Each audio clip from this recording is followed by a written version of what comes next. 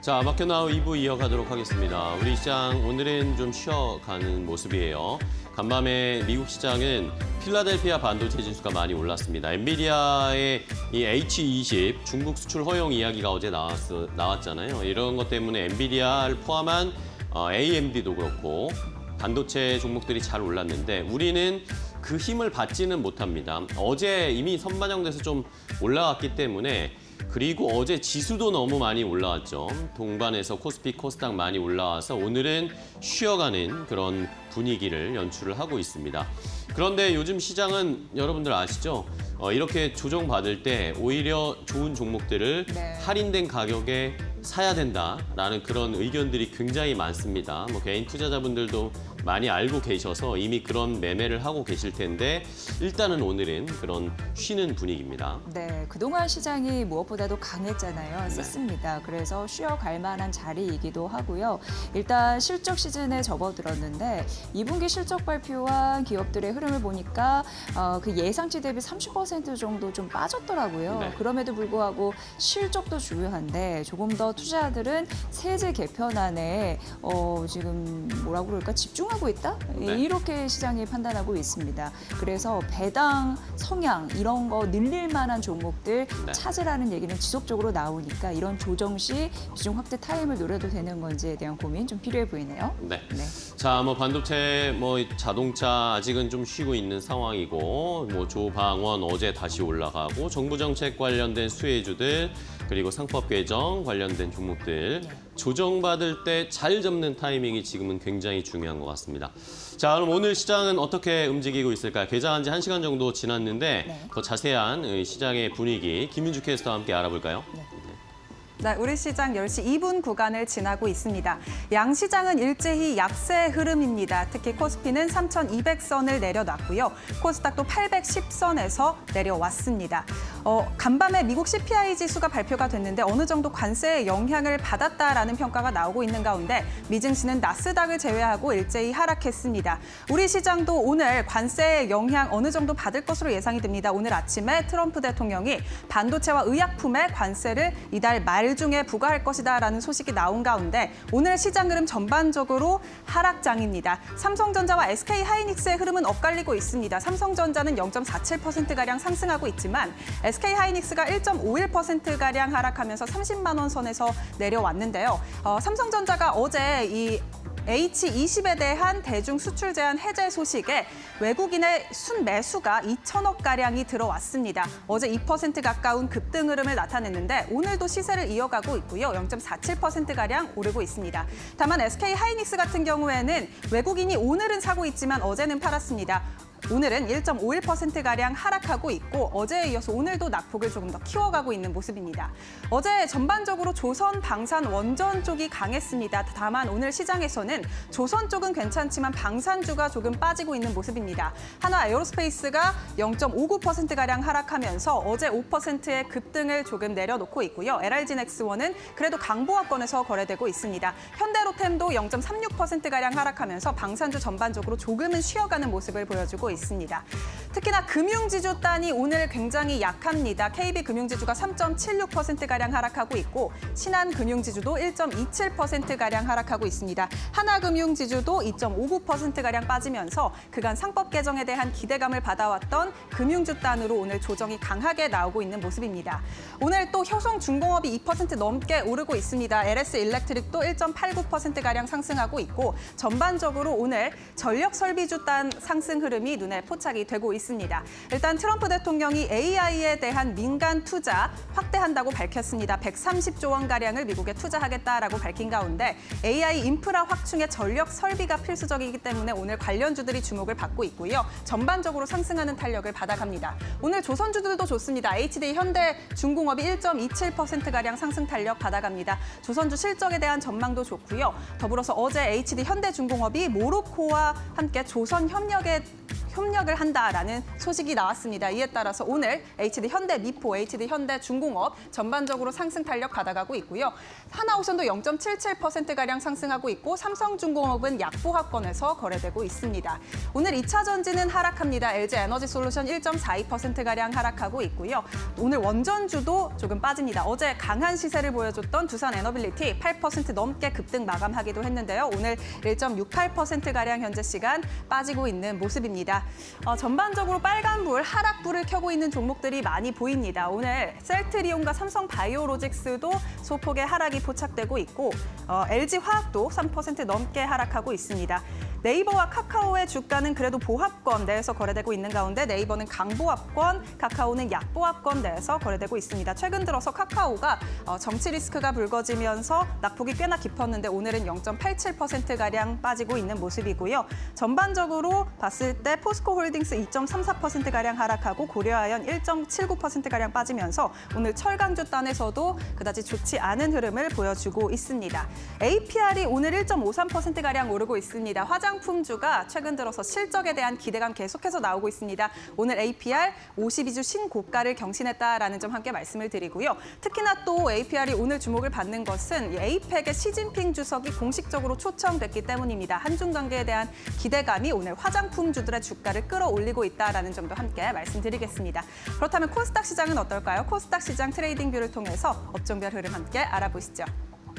오늘 코스닥 시장도 어제 전반적으로 제약 바이오 단이 강했습니다. 시총 상위 종목의 제약 바이오주들이 강한 탄력을 이어갔는데 오늘은 빠지고 있는 모습입니다. 알테오젠이 0.96%가량 하락하면서 어제 52주 신고가를 47만 1,500원을 돌파하면서 기록을 했는데 오늘은 그에 대한 차익 실현 매물이 어느 정도 나오고 있는 것으로 파악이 되고요. HLB도 1.92%가량 하락하고 리가켄 바이오 사이언스도 2% 넘는 하락 추세 받아갑니다. ABL 바이오가 3.95%가량 가장 낙폭이 크게 빠지고 있는 모습입니다. 파마리서치는 0.51%가량 하락하고 있고 휴젤은 0.28%가량 하락합니다. 오늘 클래시스가 0.68%가량 오르면서 원텍과 함께 실적에 대한 기대감을 함께 받아갔습니다. 원텍이 현재 2.23%가량 2% 넘게 지수 대비 강한 흐름을 이어가고 있는데요. 특히 원텍에 대해서 오늘 아침에 증권가에서 실적이 기대된다라는 리포트를 내놨고요. 이 미용 의료기기 단에서 원텍과 클래시스가 오늘 주목을 받아가고 있다. 함께 체크해보면 좋을 것 같습니다. 전반적으로 시장에서 이오테크닉스와 또 파크 시스템스 같은 이 반도체 소부장 단의 흐름은 나쁘지 않습니다. 특히 이오테크닉스가 2.35%가량 오르면서 SK하이닉스는 빠지지만 SK하이닉스와 묶여있는 반도체 소부장 단에서는 그래도 좋은 흐름을 보여주고 있고요. 오늘 유진테크도 8% 넘게 오르고 있고 또 하이제너레임 어제 로봇주 관련주들이 주목을 받았는데 오늘은 보합권대에서 거래가 되고 있습니다. 게임주들 최근 들어서 계속해서 하락하는 추세 이어갑니다. 펄어비스, 카카오게임즈, 위메이드 전반적으로 다 하락하고 있고요. 또 솔브레인은 5% 넘는 상승 추세를 받아갑니다.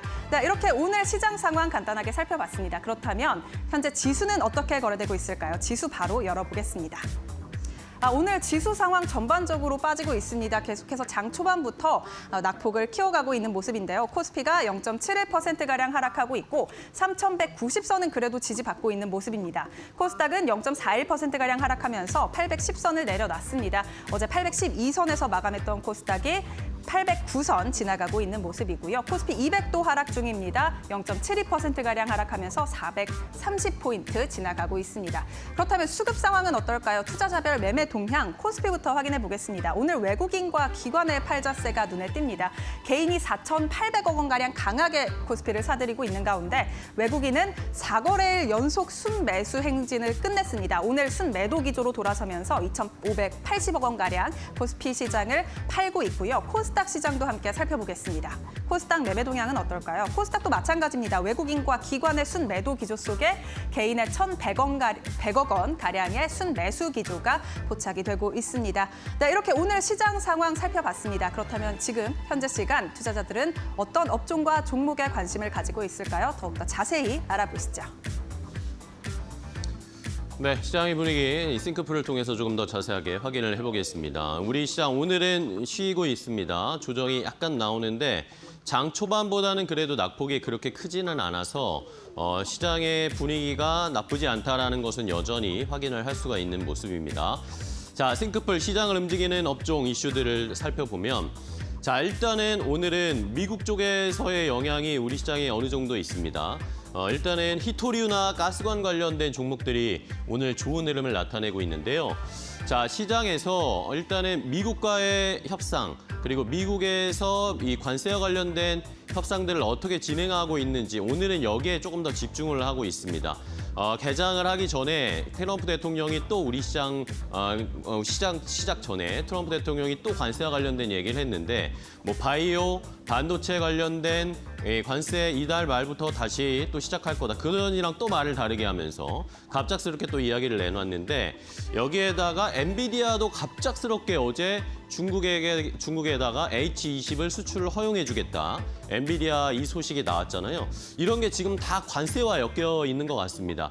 지금 미국에서 나오는 얘기는 갑자기 왜 엔비디아의 H20을 중국에 수출을 허용해 주는 거냐. 알고 봤더니 이게 협상 카드였다. 엔비디아를 가지고 협상 카드를 꺼냈고 거기에 따라서 히토류 수출을 이제 중국 쪽에서 허용하는 걸로 협상을 봤다. 이런 식의 이야기가 나오고 있습니다. 이러다 보니까 오늘 히토류 관련된 종목들이 주가가 잘 가고 있는 상황이고 가스관은 알래스카 LNG 가스관 개발 관련해서 우리나라나 일본이나 뭐 동남아 국가들에게 개발에 참여하는 것뿐만 아니라 개발이 다 되면 이걸 일정 부분, 일정량을 계속 사달라라는 것도 압박을 하고 있답니다. 우리나라에게도 뭐 한 700만 톤, 800만 톤 가스를 매년 사라라는 식으로 지금 협상 카드를 미국 쪽에서 꺼내고 있다라고 하더라고요. 자, 이러다 보니까 가스관 관련된 종목들이 오늘 동양철관이나 이런 종목들이 주가가 잘 흘러가고 있습니다. 뭐 철강도 연관돼서 그렇게 주가가 좀 올라가고 있는 거고요. 자, 이외에 뭐 조선방산원전 어제는 잘 갔다가 오늘은 조선만 좀 올라가고 있고 다른 쪽으로는 조금 일단은 쉬어가고 있는 상황입니다. 잠시 후에 이데일리 인사이트에서 조선방산원전 뭐 이런 쪽에 전반적으로 엮여져 있는 좋은 수혜를 받을 수 있는 종목에 대해서 한번 분석을 해드릴 테니까요. 한번 기대를 해 주시고요. 자, 이외에도 화장품이나 보톡스 관련된 종목들도 K뷰티 여전히 좋은 평가 받고 있고 실적이라든지 수출이라든지 너무나 좋게 이야기가 나오고 있잖아요. 이러다 보니까 화장품 보톡스 관련된 종목도 잘 가고 있습니다. 남북 경협주들도 오늘 조금 움직임이 나타나고 있는데 에이펙의 경주에 뭐 트럼프 대통령이나 시진핑 국가주석뿐만 아니라 지금 이야기가 나오는 게 김정은도 부르자 뭐 이런 식의 이야기가 나온다고 하더라고요. 이러니까 남북경협주들도 덩달아서 조금씩의 움직임이 나타나고 있습니다. 자, 그런데 이제 잘 안 가고 있는 종목, 오늘 업종 중에 안 좋은 것은 증권주, 암호화폐, 지주회사 이런 업종이 좀 잘 안 가는데 그동안 많이 올라왔던 것들에 대한 조정의 빌미도 있고 이러다 보니까 이것은 또 어쨌든 죽은 테마는 아니기 때문에 이런 것들을 지금 잘 공략해야 할 것인지 아니면은 조정을 조금 더 지켜봐야 될 것인지 이것에 대한 것은 조금 생각을 해보셔야 되겠습니다. 비트코인의 가격도 12만 달러 아래로 내려온 상황, 덩달아서 암호화폐 관련된 종목들도 일단 조정을 받고 있는 상황입니다. 자, 그럼 이슈를 하나씩 더 자세하게 체크를 해보도록 하겠습니다. 반도체 관련해서 좀 살펴봐야 되겠죠. 어제 저희가 방송하는 중에 아마 이 소식이 나왔던 것 같습니다. 엔비디아의 H20 AI 칩을 중국에 수출할 수 있도록 미국 정부가 다시 허용해 주기로 했습니다. 이러다 보니까 간밤에 엔비디아의 주가가 다시 튀어올랐고 170달러를 돌파하면서 엔비디아의 고공행진이 계속 이어지고 있습니다. 엔비디아뿐만 아니라 AMD가 만드는 저가 AI 칩, 저사양 AI 칩도 역시 중국에 수출을 허용해 주는 걸로 결론이 났는데 이러다 보니까 AMD의 주가가 더 튀어올랐습니다. AMD는 간밤에 6% 넘게 상승을 하는 모습이었고요. 아까도 살짝 말씀드렸지만 결국에 미국이 엔비디아를 가지고 중국과의 협상 카드로 사용했다라는 이야기가 나오고 있습니다. 러트닉 상무장관이 지난 6월에 영국에서 열렸던 미국과 중국의 이 무역 관세 협상에서 여기에서 중국이 히토류의 대미 수출을 재개하는 대신에 미국은 엔비디아의 이 저사양 칩, H20을 포함한 저사양 칩을 수출할 수 있게 허용해줬다라는 겁니다. 그러니까 AI 저사양 칩과 중국의 히토리오 수출을 맞바꾼 것이죠. 이런 것에 이야기가 나오다 보니까 오늘 미국에서는 반도체 관련된 종목들이 잘 갔고 우리 시장에서는 지금 히토리오 관련된 종목들이 잘 가고 있는 상황입니다. 자, 이렇게 협상 카드로 쓰였는데 그러면 이제 우리는 뭐 히토리오가 잘 가는 것도 좋은데 결국에는 반도체가 가야 되잖아요. 우리 시장에서는. 그러면서 삼성전자가 그러면 이런 수혜를 좀 받을 수 있지 않을까라는 그런 의견들이 나오고 있습니다. 자, H20의 중국 수출이 만약에 재개가 되면은 H20에 삼성전자의 HBM3가 주로 탑재가 되거든요. 그러면 이 중국 수출에 제한됐을 때 이러다 보니까 삼성전자의 실적이 지난 2분기 때 거의 뭐 바닥을 쳤다라고 해석이 나왔는데 만약에 이걸 재개해주면 삼성전자의 실적도 개선될 가능성이 있죠. 지금 실적이 바닥을 쳤고 만약에 엔비디아의 H20이 중국으로 들어간다. 그러면서 삼성전자가 엔비디아의 HBM3를 더 공급할 수 있다라고 하면 실적이 좋아지겠죠. 이러면 삼성전자 6만 전자 탈출하면서 이제 7만 원대로 좀 진입할 수 있지 않을까라는 그런 일말의 희망이 좀 켜지고 있는 상황입니다. 오늘 그러니까 SK하이닉스는 좀 떨어지는데 삼성전자는 주가가 일단은 잘 버텨주고 있는 것이 아마 그런 맥락이 아닐까 싶습니다. 자, 그럼 반도체 관련된 종목 삼성전자, SK하이닉스 포함해서 주가의 흐름 함께 체크해 보겠습니다. 네, 엔비디아의 중국 칩 H20 다시 수출 재개된다라는 모멘텀, 그게 삼성전자가 받아갈 수 있다라는 가능성, 이런 부분 때문에 63,000원 선을 지키고 있습니다. 4월 수출 규제되기 전에 H20에 그 4세대 HBM3를 공급한 이력이 있다라고 알려졌다라는 부분 앞서서 설명을 드리셨는데요. 그 이슈의 일환이다라고 보시면 될 것 같고요. SK하이닉스는 오늘도 한 1.5% 정도 빠지네요. 미래에셋증권에서 목표주가 30만 원짜리 내놓고 줄곧 좀 부진한 흐름 나타나고 있는데 그런데 오늘 같은 경우에도 증권사에서 교보증권이었는데요. 이 목표 주가를 29만 원에서 35만 원짜리로 올려 잡는 또 이런 리포트들은 지속적으로 나오고 있어요. 거기는 이제 AI 시대의 수요가 늘어나니까 여전히 HBM 시장의 강자인 SK하이닉스 그 수요가 좀 견고할 것이다라고 봤고 물론 후발주자인 마이크론 같은 경우에는 4세대 제품, 5세대 제품이라고 할 수 있는 HBM3E 12단 제품이 시장에 공급이 되면서 일부 시장 점유율은 좀 축소가 됐습니다만 그래도 뭐 견고하다라고 하면서 수익성 개선될 것이다라면서 35만 원짜리 목표 주가 새롭게 바이 매수 리포트 냈으니까 좀 참고로 해보십시오. 오늘은 한 1.5% 밀리고 있는 흐름들이 나타나고 있는 그런 상황입니다. 그러면 SK하이닉스와 이제 한미반도체 하나비전 이렇게 항상 좀 연결돼서 보이는데 한미반도체에서는 어떤 입장 표명이 있었어요. 근데 여기서는 이제 TC 본더 굉장히 중요한 HBM 과정에서 중요한 그런 반도체 장비 그런 기업인데 하이브리드 본더 체제로 바꿀 마음이 없다라고 얘기를 했습니다. 왜냐하면 뭐 HBM 뭐 중요한 4나 그리고 HBM5 같은 경우에는 TC 본더로 충분히 소화가 가능하다라는 거고요. 하이브리드 본드 같은 경우에는 대당 100억 원에 호가한다고 해요. 그래서 어떤 고객사가 비싼 장비를 선택하겠느냐라고 하면서 충분히 차세대 HBM 모델에 대해서 TC 본더가 적용될 가능성이 있다라고 좀 못 박는 그런 이슈가 있었으니까 참고해 보시면 될 것 같습니다. 오늘 강보합권 상승세 좀 유지하고 있고요. 그럼에도 불구하고 최근에 이제 LG전자 같은 경우에는 하이브리드 본더 개발에 본격적으로 착수하겠다는 좀 이슈 있어서 좀 대비되는 터라 한번 좀 가져와봤고 오늘 한 1% 정도 밀리고 있네요. LG전자는.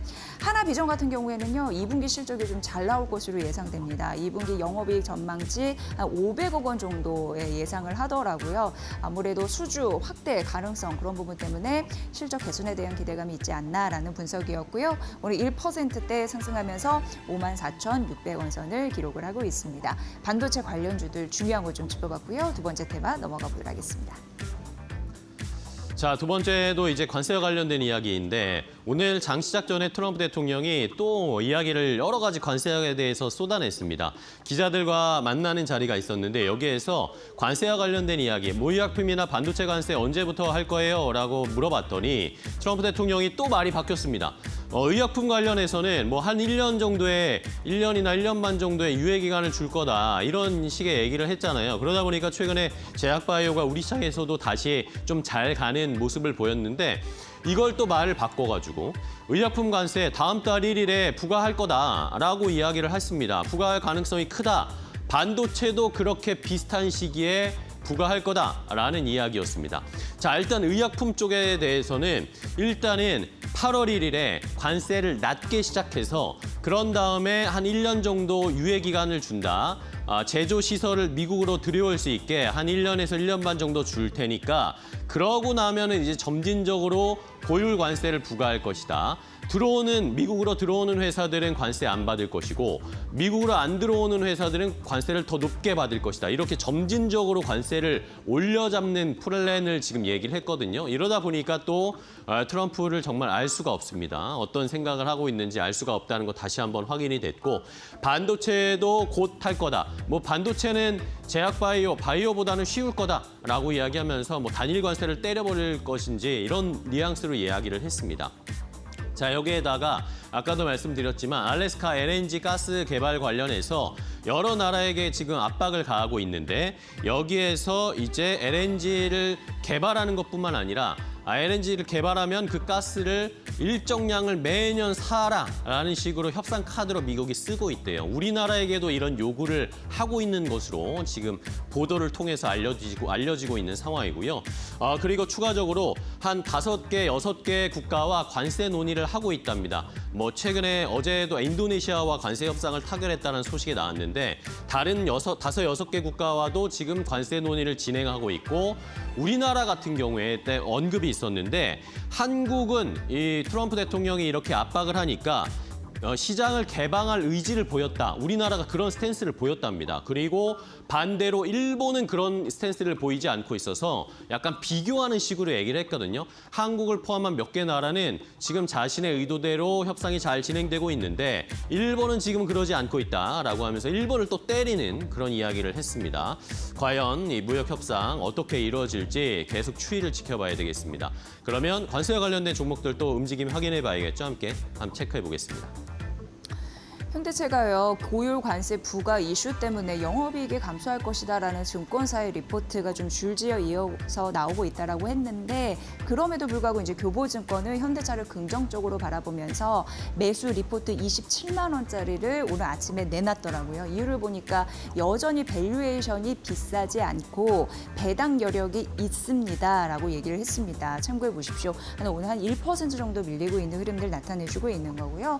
LG전자 같은 경우에는 가전의 수출 기지가 멕시코죠. 멕시코 관세 부과 이슈에 따라 좀 영향을 받을 수 있다는 가능성 좀 언급해드리고요. 현대제철은 오늘 나홀로 강보합권 상승세 유지하고 있는데 여기도 참 어렵습니다. 뭐 상반기 고율 관세에 대한 영향력 하에서 우려가 좀 있었는데 그래도 하반기 실적이 개선될 수 있는 요인들은 있어요. 뭐냐면 중국 쪽에서 그 철강에 대해서 너무 과잉된 부분을 감산할 것이다라고 얘기를 했고 우리나라에서도 중국이나 일본에 대해서 열연 강판 쪽 있잖아요. 덤핑 그 조사를 했는데 그 결과가 조만간 나오면 변화가 있지 않겠느냐라고 생각을 하는 겁니다. 참고해 보시고요. 오히려 그 관세에 대한 반사 이익은 한국콜마가 가져갈 수 있다라는 가능성 언급이 됐는데 왜냐하면 미국 현지에 생산시설이 있거든요. 수익성에 대한 기대감 앞으로 차츰차츰 나올 수 있을까 그래서 덜 떨어지는 겁니다. 오늘 10만 8천 원 선 좀 유지를 하고 있다라는 점이고요. 삼성 바이오로직스 같은 경우에도 2분기 실적을 순항할 것으로 예상되고 어제 잠시 말씀드린 것 같아요. 4공장이 열일한다고 75% 가동률을 보이고 있다라고요. 이런 부분을 참고해 보시면 될 것 같습니다. 결국 관세 리스크는 있는데 실적이 방어해 줄 수 있는 종목들은 크게 미끄러지지 않는다라는 게 좀 핵심 아닐까 싶고요. 세 번째 테마 넘어가 보도록 하겠습니다. 자, 이번엔 증권주를 좀 보겠습니다. 오늘 증권주들이 많이 좀 하락이 나오고 있습니다. 그동안 많이 올랐고 뭐 상법 개정이라든지 자사주 의무 소각 관련된 법안 이런 거에 수혜를 많이 받을 수 있는 게 증권주라는 해석들이 나오면서 주가가 많이 올랐다가 오늘은 이번 주에 들어서 좀 조정이 나오고 있죠. 계속 좀 하락세를 나타내고 있는데 뭐 이런 이슈도 있습니다. 지금 어쨌든 상법 개정이나 자사주 의무 소각 이런 것들은 계속 추진되고 앞으로 통과가 될 가능성이 높은 모습이고요. 여기에 추가적으로 지난달에 제가 앵커 브리핑을 통해서도 말씀드렸지만 우리나라의 지수가 MSCI의 지금 이머징 마켓에 있는데 다시 이제 선진국 지수에 도전하려는 의도, 그런 시도가 계속 있었다라고 말씀드렸는데 이걸 본격화하기로 했습니다. 정부에서 올해 MSCI 선진국 지수 편입을 위한 종합 로드맵을 발표할 것이다라고 어제 이야기를 했습니다. 기획재정부가 어제 MSCI 선진국 지수 편입 추진 TF를 열었는데요. 여기 회의에서 이제 앞으로 어떤 계획을 짤 것인지 우리나라가 일단은 MSCI 선진국 지수에 편입되는 것은 당연하다. 꼭 추진해야 되는 것이다 라고 의견을 모았고요. 금융당국, 한국은행, 한국거래소 관계자들이 다 모여서 회의를 했는데 이런 공감대는 형성이 됐습니다. 그러면서 시장 접근성을 조금 더 높이는 그런 정책이나 앞으로의 시장 환경을 만들어야 되겠다라는 그런 의지들을 불태웠는데 이러면서 종합 로드맵을 올해 만들어서 발표를 하겠다라고 이야기를 했습니다. 지난 6월에 우리가 이 관찰 대상국에 올라갈 수 있을 것인가에 대한 기대가 많았는데 일단은 아쉽게 다시 한번 실패를 했죠. 가장 중요한 것은 MSCI에서는 우리나라는 시장 규모라든지 전체적인 시장의 파이 이런 것들은 선진국에 충분히 가능하다. 그런데 문제는 시장 접근성이 여전히 떨어진다. 이것을 개선해야 관찰 대상국으로 등재가 되고 그 다음 단계로 관찰 대상국에서 그 위로 MSCI 선진국 지수로 편입이 될 수 있다. 이런 단계적인 절차가 있습니다. 그런 것들을 잘 추진하기 위해서 이제는 정부 차원에서 MSCI 선진국 지수의 편입을 시도하는 것도 역시 우리에게는 시장에게는 좋은 일이겠죠. 그러면 자연스럽게 외국인의 수급이 더 많이 들어올 수 있을 것이고 시장이 더 활성화될 것이고 그러면 투자자들이 더 주식 거래를 많이 하게 될 것이고 그러다 보면 자연스럽게 그 수수료가 어디 가겠습니까? 증권회사들에게 가겠죠.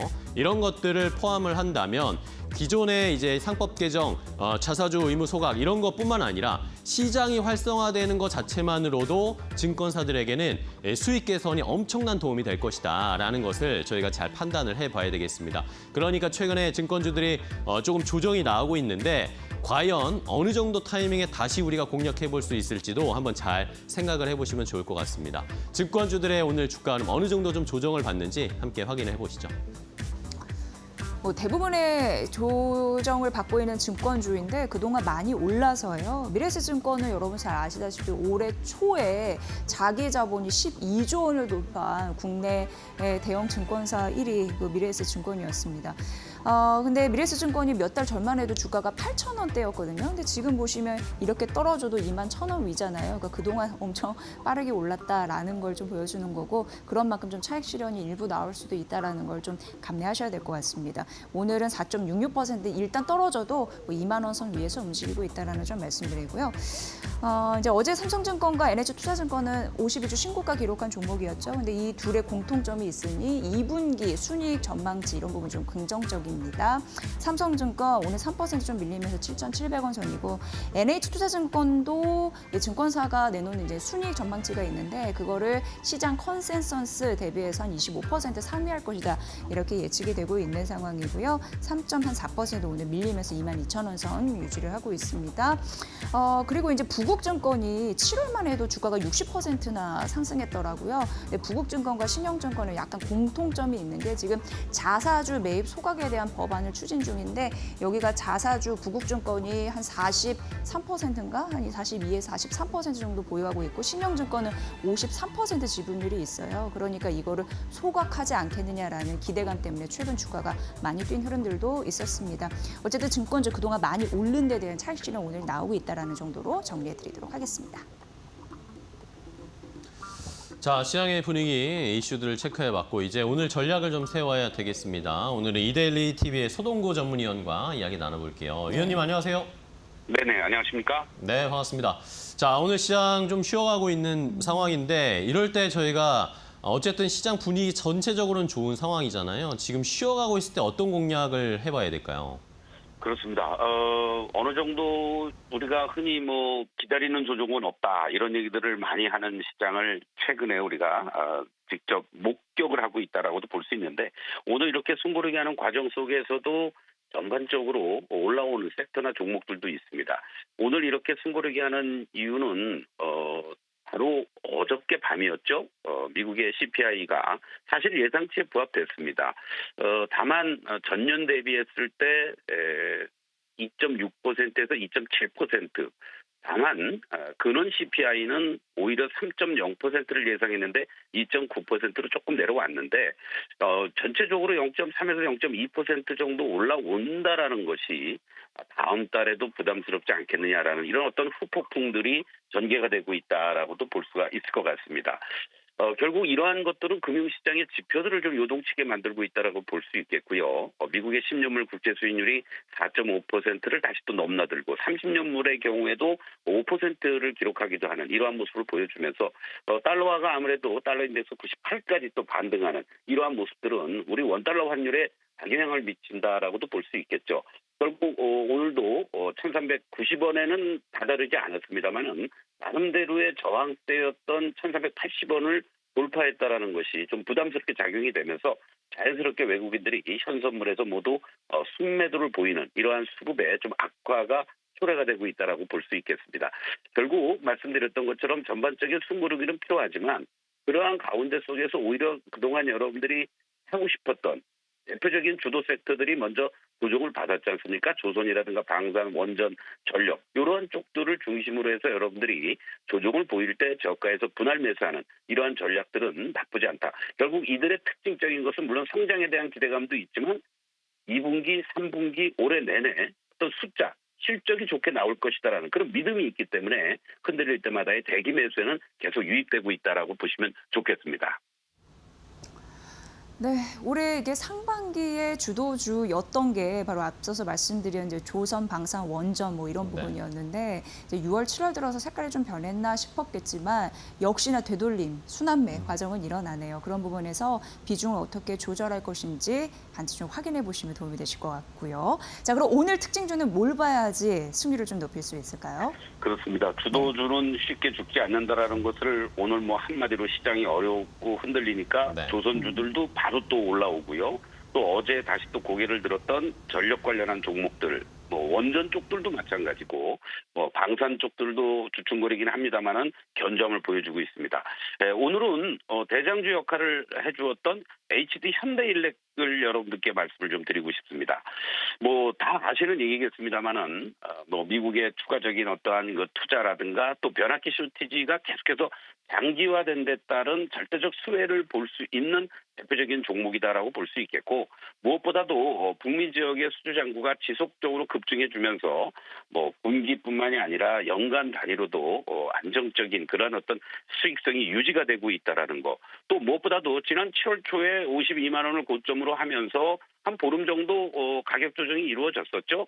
요 40만 원 초반까지도 밀렸던 자리였습니다만은 오늘 단기적으로 보면은 재반 이평선 위로 다시 또 올라서주는 이러한 모습들이 나타나고 있고 외국인과 기관들도 다시 또 저가에서 매수가 유입되고 있다는 것을 감안한다라면 결국 이렇게 대장주 역할을 해주고 또 실적이 나와주고 있는 종목들은 흔들릴 때 밀릴 때 저점에서 매수하면 되겠구나라는 것을 확인시켜주고 있는 대표적인 섹터이면서 종목이다라고 말씀을 드리고 싶습니다. 네, 알겠습니다. 전력기기 쪽에 HD 현대일렉트릭 다시 한번 좀 봐야 될 타이밍이네요. 오늘 좋은 종목 소개해 주셔서 감사하고요. 위원님 또 다음 시간에 뵙겠습니다. 고맙습니다. 네, 고맙습니다. 네, 잘 들었습니다. 자, 이렇게 마켓나 브리핑으로 시장의 분위기 파악을 해봤고 이제 투자 전략 조금 더 깊이 들어가 보도록 하겠습니다. 말씀 앞에서도 들으셨지만 조선, 방산, 원전 이런 거 좀 다시 봐야 될 타이밍인 것 같아요. 그래서 오늘은 저희가 또 이데일리 인사이트에서 조금 더 자세하게 다뤄드릴 테니까 좋은 종목, 어떤 종목인지 잠시 후에 공개해드리겠습니다. 네.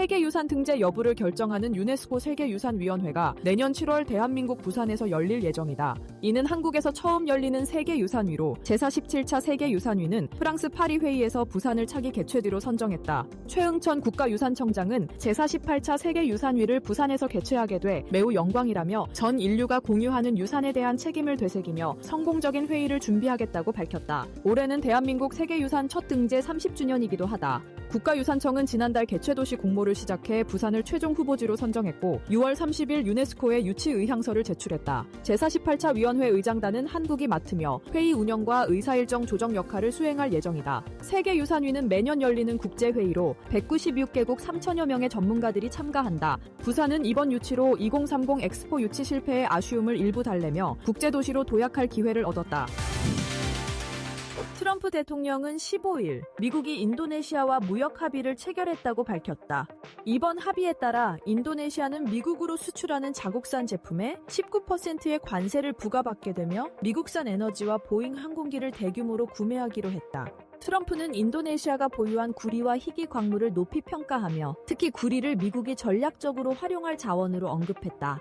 이번 인도네시아와의 예비 합의는 지난주 트럼프 대통령이 무역 상대국 20여 곳에 관세 부과를 예고한 뒤 체결된 첫 사례다. 그는 인도와의 무역 협상도 같은 방향으로 진행 중이며 일부 국가가 인도네시아를 경유한 우회 수출을 시도할 경우 인도네시아가 부담하는 수준의 추가 관세를 부과하겠다고 경고했다.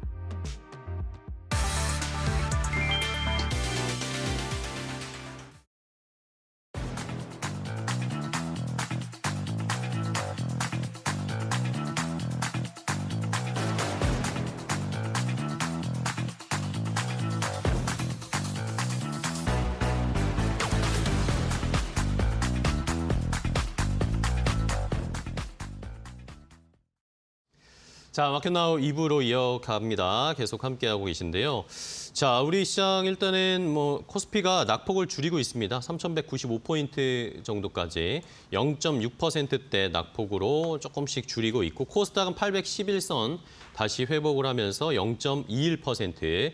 코스닥이 역시 변동성이 좀 크긴 한데 어쨌든 조금 줄이고 있습니다. 낙폭을. 의미 있는 낙폭을 보여주고 있고 외국인은 아직 매수를 하진 않고 있어요. 현선물, 코스피, 코스닥 전부 다 외국인이 매도하고 있는 상황이고 아까도 저희가 조금 체크해드렸지만 환율이 오늘 좀 올라오면서 1,380원대까지 올라오다 보니까 외국인들도 약간은 주춤하고 있는 모습입니다. 자, 이외에도 중국 쪽의 출발 상황도 간단하게 체크해보면 어제 중국 상해종합지수가 0.4% 정도 하락으로 마감을 했는데 오늘 상해종합지수는 역시 하락은 좀 이어가면서 약보합권 수준, 큰 폭의 낙폭은 아니지만 어쨌든 약보합권 수준으로 출발을 했고 홍콩 항생지수는 어제 1.6% 급등을 좀 했거든요. 오늘도 상승 탄력 이어가면서 0.46% 상승으로 출발을 했습니다. 자, 일본 니케이 지수도 약보합권 0.08% 정도 하락을 하는 상황이어서 미국에서의 CPI 발표 이후에 이것에 대한 해석을 어떻게 해야 되는 것인가, 진짜 괜찮은 것인가, 미국의 관세에 영향 별로 없는 것인가에 대한 약간의 의문점들은 계속 좀 여기저기서 판단을 하고 있는 것 같습니다. 오늘 시장 일단은 그래도 우리는 선전을 하면서 삼성전자가 오늘 좀 버텨주고 있어요. 0.4% 가까이 상승, 64,000원 지금 도전하고 있습니다. 삼성전자. 반면에 SK하이닉스는 1.8% 조정받으면서 30만 원대 아래에서 여전히 움직이고 있습니다. 자, 그럼 이제 시장에 한 걸음 더 깊이 들어가서 좋은 종목을 좀 발굴해 보겠습니다. 저희 오늘 시장이 이렇게 조정을 받을 때, 쉬어갈 때 좋은 종목 발굴해내서 매수하는 게 지금 굉장히 중요한 이 전략이거든요, 요즘에. 그러다 보니까 오늘은 조금 종목의 이야기를 더 집중적으로 해보도록 하겠습니다. 자, 오늘 이데일리 인사이트는 GL 리서치의 박창윤 대표와 함께 이야기 나누겠습니다. 안녕하세요, 대표님. 네, 안녕하세요. 네, 오랜만에 뵙습니다. 네, 오랜만에 인사드려요. 네, 다시 저희와 또 종목 이야기 많이 해주실 텐데 요즘 시장 분위기 어떻게 오랜만에 오셨으니까 궁금해요. 요즘 시장 어떻게 보고 계세요? 사실 7월 들어서는 시장이 녹록한 시장은 아니었던 것 같습니다. 네네.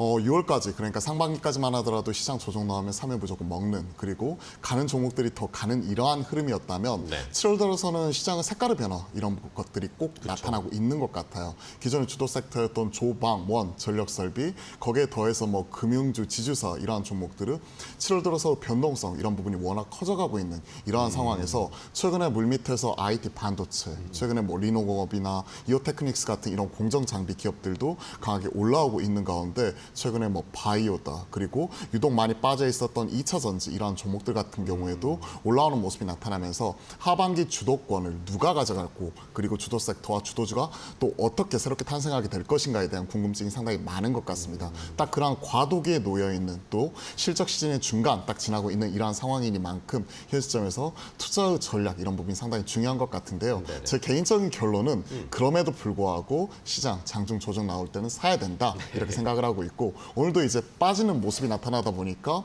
개인들의 순매수 이런 것들이 집중이 되면서 다시 한번 올라가는 모습이 포착이 되고 그러니까요. 있잖아요. 그러한 흐름은 7월 이후에도 계속해서 당분간은 좀 지속이 될 것 같다는 생각을 가지고 있습니다. 네, 좋습니다. 대표님도 뭐 저랑 비슷한 생각이시군요.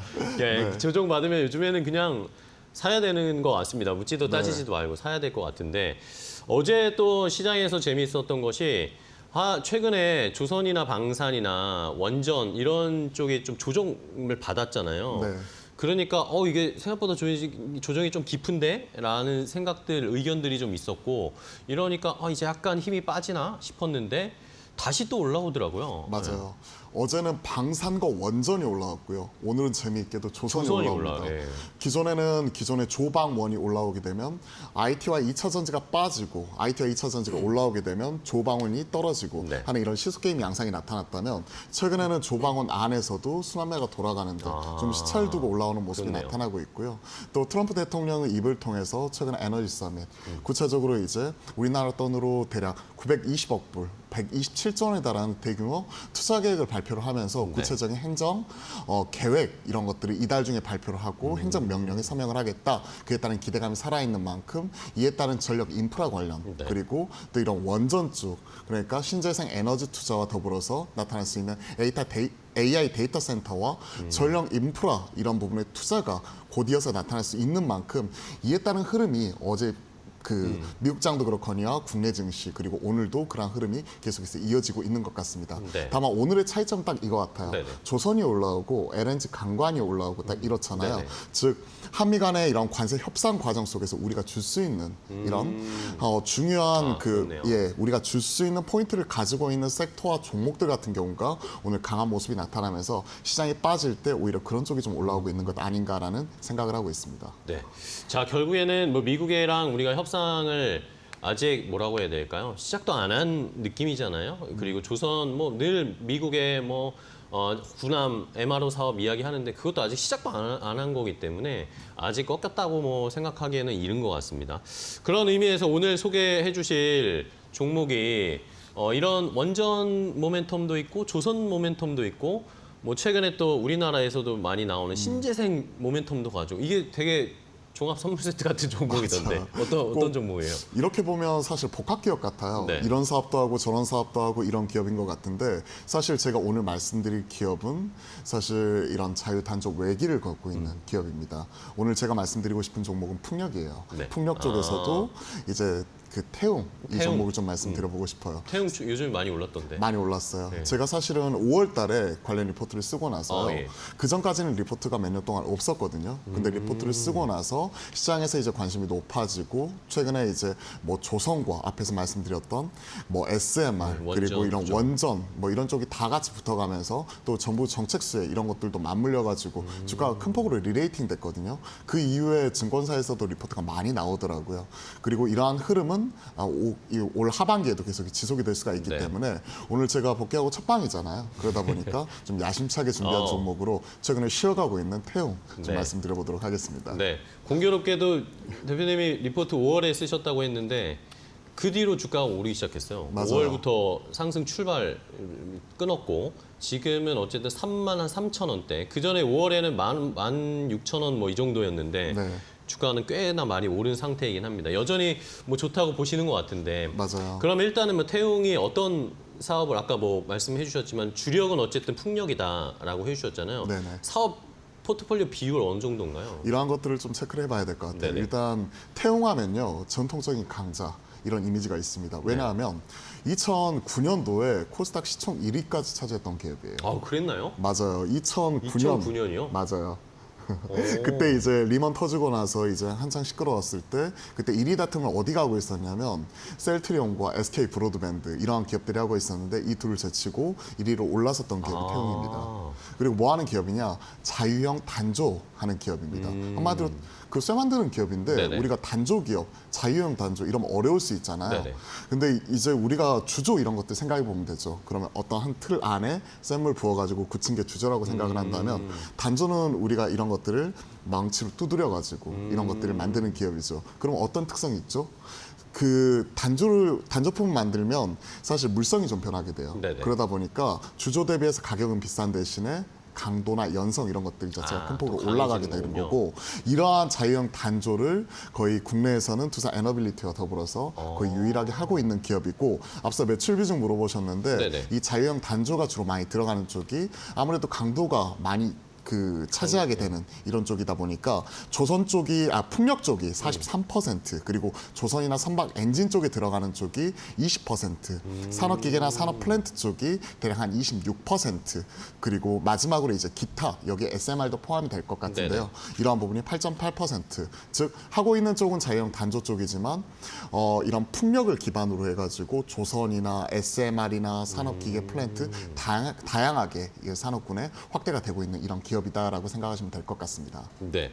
자, 일단은 뭐 어쨌든 풍력 설비 우리가 흔히 뭐 볼 수 있는 그런 풍력 프로펠러 그 아래 이제 하부 구조에 강하게 지지를 해주는 그걸 만드는 게 이제 태웅인 거죠. 그렇죠. 거기에 들어가 있는 하부 구조물에 타워 플랜지라고 하는데요. 그걸 이제 하중을 지탱을 해야 되다 보니까 강해야 되잖아요. 주조품 이런 것들이 사용이 될 수가 없는 거잖아요. 그러다 보니까 이에 따른 타워 플랜지가 들어가는 거고 우리가 프로펠러 날개를 생각해 보시면 거기에 하중이 가장 많이 받는 부분이 이 크랭크 샤프트 그러니까 거기에 있는 중심축을 잡아주고 있는 부품인데요. 거기에도 이제 같이 들어가게 되는 거죠. 자유형 단조. 그리고 이게 자유형이라는 얘기는 주조처럼 어느 정도 틀이 딱 정해진 게 아니라 이런 것들을 최대한 크고 단단하고 이런 것들을 이제 만들 수 있는 기술력을 가지고 있는 기업이다라고 생각하시면 좋을 것 같고요. 조선 선박 엔진에도 앞서 말씀드렸던 뭐 조선 쪽에 들어가게 되는 프로펠러 쪽, 거기 들어가는 샤프트, 그리고 추가적으로 이제 방향타 로드나 엔진 같은 경우가 특히나 이제 많은 하중, 실린더가 계속 때리잖아요. 그러다 보니까 거기에 따른 엔진 단조품도 제조를 한다라고 생각하시면 좋을 것 같습니다. 네, 좋습니다. 이런 게 단가가 높겠네요. 그렇죠. 아무래도 주조 대비해서 높을 네. 수밖에 없고 그리고 그동안의 구조조정 과정 속에서 대다수 기업들이 망했어요. 그러니까 이미지 자체가 그러잖아요. 쇠를 두드려가지고 만든다? 그러게 그쵸, 되면 예. 약간 뭐 올드 패션 약간 그런 느낌도 들고 최근에 트렌드에 많이 떨어졌다라고 생각할 수 있는데 오히려 그러한 기업들 같은 경우가 시장에서 이제 살아남은 기업들이 최근에는 계속해서 말 그대로 그러게요. 좋은 말 그대로 호황 이런 것들을 지금 지나고 있는 이러한 상황인 거죠. 경쟁에서 어쨌든 살아남아서 시장에서 경쟁력을 좀 독보적으로 가지고 있는 회사라고 저희가 그러면 해석을 해도 될 것 같습니다. 네네.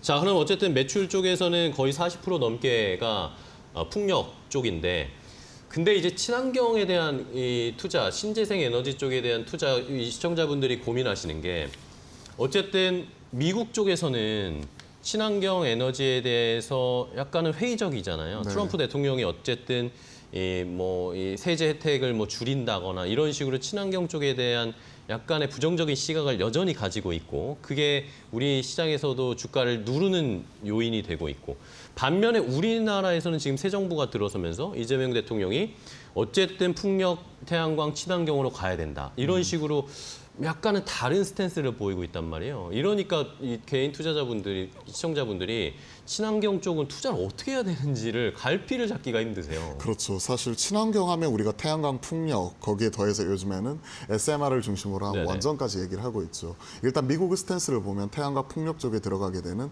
보조금을 계속 대폭 축소하는 모습이 나타나고 있고 네네.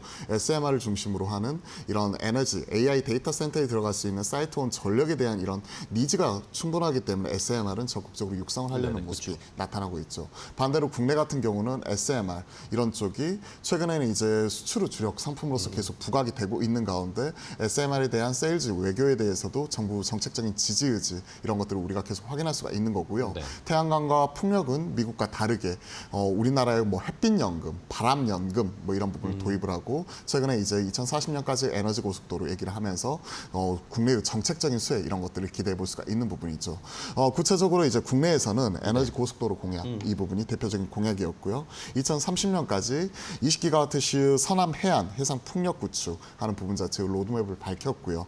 2040년까지 U자형으로 한반도 에너지 고속도로를 구축을 하겠다. 장기 계획을 세운 만큼 이에 따른 정부 정책적인 지원도 나타날 수 있다고 생각을 하고 있습니다. 거기에 이제 중추적인 역할을 할 수 있는 게 이제 풍력의 대단히 이런 그 EPC 이런 프로젝트에 들어가고 있는 쪽이 태용이 거의 국내에서는 두산 에너빌리티와 더불어서 쌍벽을 이루면서 같이 들어가고 있는 쪽이기 때문에 실질적인 수혜를 받을 수가 있는 부분이라고 볼 수가 있겠죠.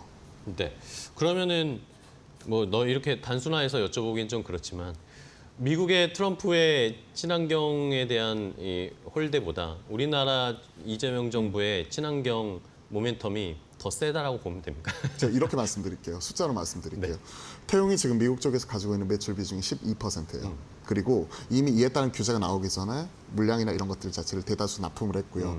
태양광과 풍력, 그중에서 이제 풍력 쪽에서의 지금 키는 해상 풍력이 지고 있고 해상 풍력의 키를 쥐고 있는 쪽은 미국보다는 오히려 유럽입니다. 그리고 유럽 쪽에 지금 드라이브를 걸고 있는 쪽이 태용이기 때문에 안 그래도 미국 내 매출 비중이 낮은 상태에서 규제 나오기 전에 이미 매출화 시켜놓은 상황이고 유럽 쪽에 드라이브를 걸고 있기 때문에 실질적으로 미치는 영향은 제한적?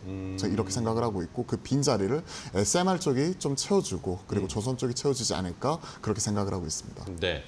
결국에는 어쨌든 뭐 친환경은 유럽 쪽이 훨씬 더 관심도 많고 드라이브도 많이 걸고 돈도 투자를 많이 하니까 유럽 쪽에 오히려 집중하고 있네요. 네. 요거는 뭐 좋은 포인트인 것 같습니다. 자, 그럼 SMR 이야기도 살짝 해주셨는데 SMR은 그럼 어떤 SMR 쪽에 어떤 사업을 하고 있는 겁니까? 사실 이제 초기 국면이라고 볼 수가 있을 네. 것 같아요. 지금 캐나다 쪽에 300메가와트급의 SMR 이런 프로젝트 자체가 시작이 됐어요. 네. 왜냐하면 SMR 같은 경우 뭐 테라파워라든지 뭐 이런 쪽 같은 경우에도 구체적으로 이제 돌리는 시점이나 상업화, 가동하는 시점 자체를 2028년 이후 30년 이런 얘기를 네. 하고 있잖아요. 그렇기 때문에 당장 SMR에서 이게 대박입니다 말하는 쪽은 사실은 어불성설에 가까워요. 하지만 구체적으로 이와 관련된 그 프로젝트를 진행을 하고 있고 실제 매출이 발생을 하고 있거든요. 캐나다 쪽에 앞서 말씀드렸던 300메가와트급의 SMR 프로젝트 쪽에 자유형 단조 부품을 직접 공급을 한 이력 자체가 있고요. 이러한 레퍼런스를 바탕으로 올 하반기부터는 이에 따른 매출 자체가 좀 더 커질 거라고 보고 있습니다. 현재 매출 단위에서 차지하는 비중은 뭐 1에서 2% 내외라고 생각을 해요. 네네. 하지만 이러한 것들이 좀 의미 있게 그러니까 산업용 뭐 플랜트 쪽의 매출이 지금 한 7.7%거든요. 그렇게 된다면 한 5% 전후까지만 올라오더라도 이에 따른 리레이팅은 다시 한번 좀 나타나야 되지 않나 좀 그렇게 생각을 하고 있습니다. 네. 그러면은 실제로 이제 기업 방문하셨고 관계자들이랑도 얘기해 보셨을 텐데 SMR 쪽에 앞으로의 사업 확장 이런 계획도 있다고 들으셨나요? 사실 제가 부산 쪽에 방문을 못했어요. 아, 그러세요? 그분께서 이제 실질적으로 저희한테 저희가 독립 리서치를 하고 있다 보니까 저희 뭐 이 채널 좀 잘 보고 계셔가지고 담당자님께서 직접 저한테 연락을 주셨더라고요. 직접 메일을 보내고 그리고 나서 이제 서울에서 미팅을 했습니다. NDR 미팅을 하고 나서 계속해서 이제 추가적으로 업데이트를 하고요. 사실 오늘 방송 들어오기 전에도 그 담당자하고 통화를 했거든요. 예. 통화를 하면서 관련 사업이나 프로젝트 이런 것들을 추가적으로 확인을 해봤더니 문제없이 차질 없이 진행 중에 있다. 뭐 이렇게 얘기를 들었고요. 다만 이제 실적적인 측면에서 놓고 보면 2분기 실적은 약간 안 좋을 수도 있어요. 1분기도 약간은 부진했고 왜냐하면 이런 우리가 대형 링밀이라고 해서 그냥 원형 만드는 자유형 단조품인데 이게 기존에 9,500파이에서 11,000파이로 캐파 증설을 했거든요. 그러다 보니까 실적이 약간 돈이 좀 찌그러진 게 들어갔군요. 있는데 우리가 저희 뭐 소위 필드 용어로 찌그러졌다고 표현하는 즉 완전히 깨진 건 아니고 네네. 약간 이연이 되는 네. 이러한 모습이 올 상반기에 나타났지만 올 하반기부터는 이런 부분을 빠르게 캐치업하면서 좀 올라올 수 있다 하는 부분 자체가 있기 때문에요. 사실 우리가 숫자에 대해서는 크게 고민은 안 해도 될 것 같습니다. 네. 자, 링밀 뭐 말씀해 주신 것처럼 어쨌든 설비 투자를 조금 하면서 캐파를 늘렸고 그런 것들이 이번 실적, 2분기 실적에서는 그게 약간 네. 줄어드는 걸로 숫자가 나올 거다라고 예상을 했고 SMR 쪽에서의 사업도 더 추진을 하면 뭐 친환경과 원자력, SMR을 동시에 모멘텀 받을 수 있으니까 뭐 지금 시장 상황으로서는 최적의 조건이라고 할 수 있을 것 그렇죠. 같은데. 포트폴리오가 진짜 알맞게 갖춰진 거죠. 그렇죠. 요즘 SMR. 가장 핫한 두 그렇죠. 가지니까. 조선 우리가 조방 원 얘기했는데 조선과 원전 가져 있고 그리고 방산 쪽에는 안 들어갈까요? 산업용 이런 게 기계 들어갈 것 플랜트 같은데. 그리고 예. 많은 하중을 받는 이런 것들 생각을 하게 되면 분명히 여기에서 이제 매출을 분류해 놓지는 않았지만 방산 쪽까지도 같이 할 수 있는 기업이라고 생각을 그러니까요. 합니다. 예. 말 그대로 그냥 쇠를 다루는 기업이잖아요. 그쵸. 쇠를 자유형 단조 무기를 만들 때 쇠는 뭐 엄청 많이 필요한 그렇죠. 거니까. 자유형 단조형 기업이고 많은 하중을 견딜 수 있는 부품 이런 것들이 주조에서 할 수 없는 것들을 단조해서 물선 개량을 통해 가지고 지금 진행이 되고 있는 쪽이기 때문에 실질적으로 이런 쪽을 본업을 잘하고 있는데 관련 섹터 자체가 워낙 커지다 보니까 그러네요. 시장의 관심도가 높아지고 그러다 보니 시장에서 가치 평가가 그만큼 이제 나타나게 되면서 6월 이후에 그만큼 5월 이후에 리레이팅 된 거죠. 또 운이 좋게도 리포트 쓰고 나서 그에 따른 반응이 또 핫하게 나오고 있다 보니까 그쪽에서도 되게 좋아하더라고요. 뭐 흐름 같은 경우를 보면서. 그리고 최근에 이제 주가는 좀 쉬어가는 모습이 나타나고 있어서 네. 현 시점에서 다시 한번 좀 체크를 하면서 올 하반기를 좀 기대해 볼 수 있지 않을까 싶어서 복귀 첫 종목으로 가져온 게 바로 태용입니다. 네, 좋습니다. 그러면 이제 실적 뭐 2분기 실적은 약간 약간 줄어들 거다라는 예상을 일단 해주셨고 어쨌든 제가 리포트 보고 이 실적 추이들을 좀 보니까 2022년에 실적이 굉장히 좋았고. 그 다음에 이제 조금 약간 줄어들었어요. 맞아요. 예. 근데 22년에서 23년에 이제 실적이 좀 많이 늘어났더라고요. 이제 네. 줄어든 게 아니라 반대네요. 더 늘어났던데 요때는 뭐 어떤 일들이 있었기 때문에 그쵸. 더 좋아진 걸까요? 저도 리포트 같이 좀 체크를 하고 있는데요. 네. 2022년도에 그러니까 3,900억 기록을 했고 21년도에는 3,200억이었습니다. 그러면 이제 탑라인만 하더라도 우리가 22.2%가 성장을 했고요. 그러니까요. 23년도 같은 경우에도 거기에 더해서 4,400억까지 4천억이 넘었어요. 그렇죠. 매출이. 예.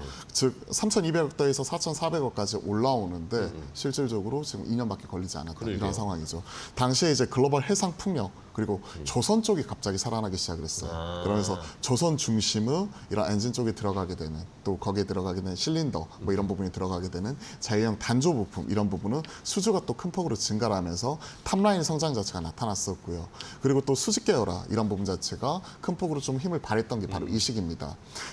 우리가 자유형 단조로 만들기 위해서 그게 들어가게 되는 인곳이나 라운드 블룸이라고 하는 이런 소재단부터 실질적으로 이런 것들을 가공을 해가지고 실제 매출을 하는 데까지 이런 것들을 수직 계열화시킨 부분이 이제 빛을 발했던 게 22년부터 23년이에요. 탑라인이 성장을 했고 이에 따른 영업 레버리지 효과가 본격적으로 네. 빛을 발하는 게 이 시기였었고요. 말씀드렸던 해상 풍력 쪽, 조선 쪽 수주 그리고 마찬가지 이런 수직 계열화 이런 것들이 같이 힘을 받으면서 22년에서 23년도 폭발적으로 성장을 했다. 그리고 나서 24년도에는 이에 따른 성장통으로 약간은 쉬어가는 모습 작년에는 자체가 약간 나타났죠. 줄었더라고요. 그렇죠. 그럴 수밖에 없는 게 앞에서 말씀드렸던 대규모 이제 링밀 투자 그러니까 거의 세계에서 유일해요. 9,500파이 같은 초대형 링밀을 지금 11,000파이까지 지금 키우는 부분이고 이게 올해 3분기부터 가동이 되기 시작을 하는데 그러다 보니까 이에 따른 이제 추가적으로 뭐 이런 빠르게 생산하는 과정 속에서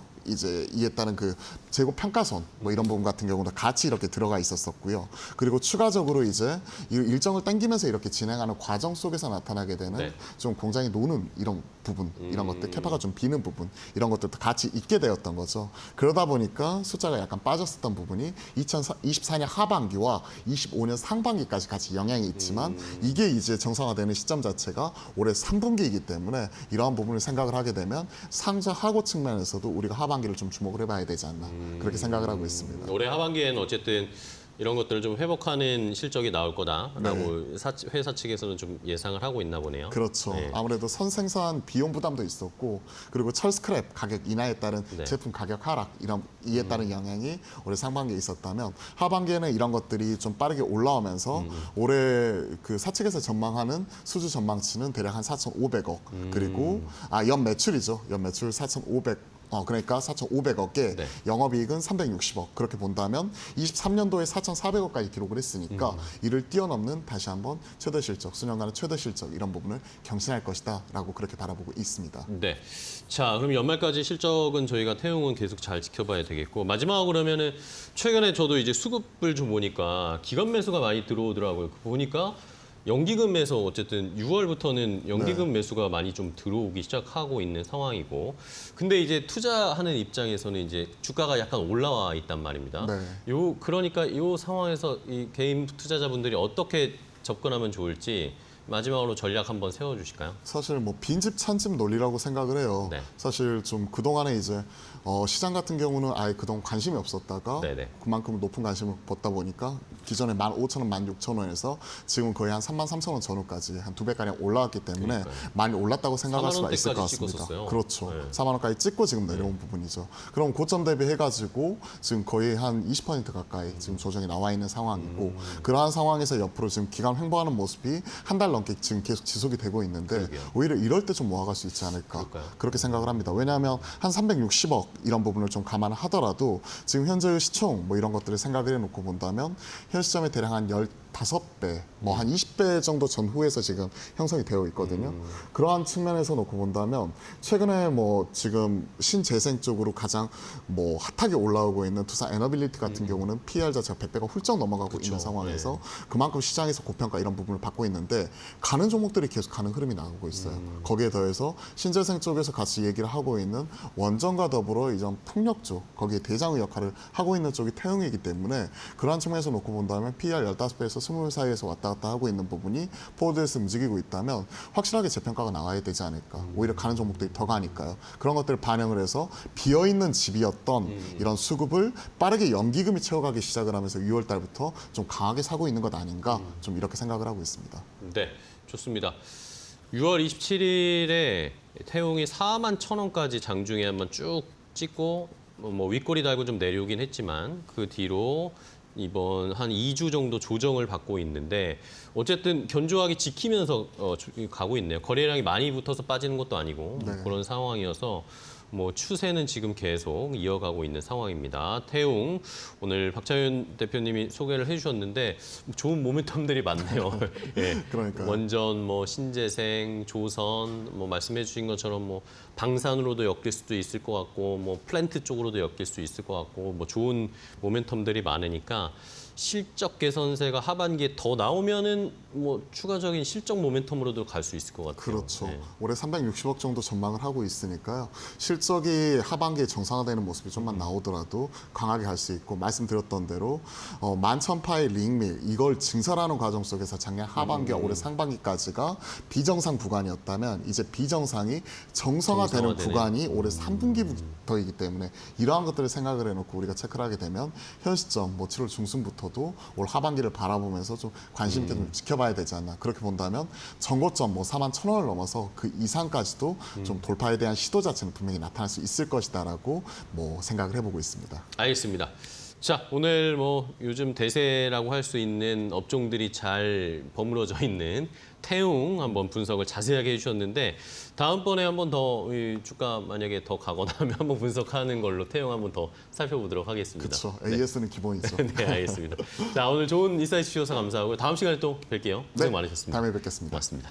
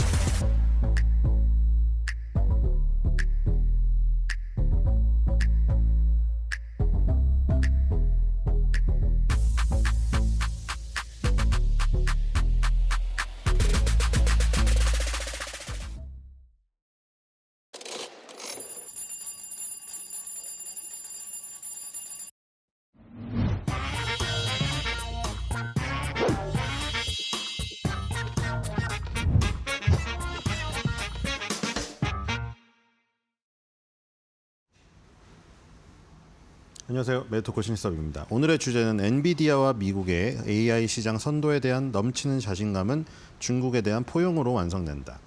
170달러를 뚫어버린 엔비디아, 대한민국 증시 숨고르기 속 강관주 초강세, 하이스테일 미국 상무부 덤핑제로 결정 확정, 엘래스카 액화 천연가스 도전. 자, 엔비디아와 미국이 큰 결정을 내렸습니다. 그렇죠? 우리 함께 갑시다. 뭐 그거죠. 중국의 그 AI 굴기를 완전히 꺾어버리려는 어떤 트럼프 대통령의 시도를 젠슨 왕이 적절하게 중재를 한 것 같습니다. 왜냐하면 엔비디아도 슈퍼칩을 이 중국에도 사양 낮게 해서 팔아야 큰 시장을 놓치지 않을 수가 있고, 그다음에 트럼프 입장에서도 실리죠. 여기서 이제 히토류 수출 제한을 풀어야 되기 때문에 어느 정도 젠슨 왕의 중재를 받아들일 수밖에 없지 않았나, 이런 생각이 듭니다. 그리고 원래 처음부터 그런 전략이 계속 그러해 왔죠. 큰 것을 던져놓고 어떤 것을 원하는 게 달성이 되면은 좀 깎아주는 식으로 관용의 모습을, 그러니까 약간 틀을 자신이 관용을 베푼 모습으로 마무리하고 싶은 거죠. 그러니까 트럼프는 항상 자기가 이제 어른이고 남들은 아이고, 혹은 내가 스승이고 남들이 제자, 혹은 내가 갑, 다른 사람들은 을, 이런 입장에서 아니면은 그 모양 틀이라도 그렇게 되기를 원해죠. 뭐 미국과 중국이 G2라고 하지만 어쨌든 틀은 뭔가 자신에게 수그리는 모양으로 끝나야 만족하는 트럼프입니다. 그렇죠? 그러니까 자기보다 한없이 약한 나라에게는 그냥 너네가 안 하면은 뭐 우리 미국 시장에 와서 장사, 우리의 이 많은 소비자들 대상으로 장사 한 푼도 건져가지 못한다, 이렇게 위협을 해버리고, 중국처럼 뭔가 큰 거를 가지고 있는 그 국가에게도 그래도 내가 대등한 관계에서 맺어지는 거는 싫어합니다.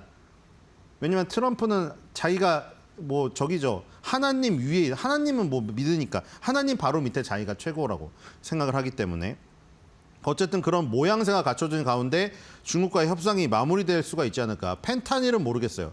펜타닐은 마약을 워낙 싫어하기 때문에 펜타닐 관세를 깎아줄지 모르겠는데, 앞으로 이제 제네바, 런던, 그다음에 또 이어지는 협상에서 어제의 그 결정이 아마 원동력이 될 겁니다. 어제 젠슨 왕 스코페 센터도 말을 했는데 이게 전환점이 되는 어떤 이슈다. 이것 때문에 굉장히 더뎠던 무역 협상이 빨리 진행될 가능성이 큽니다.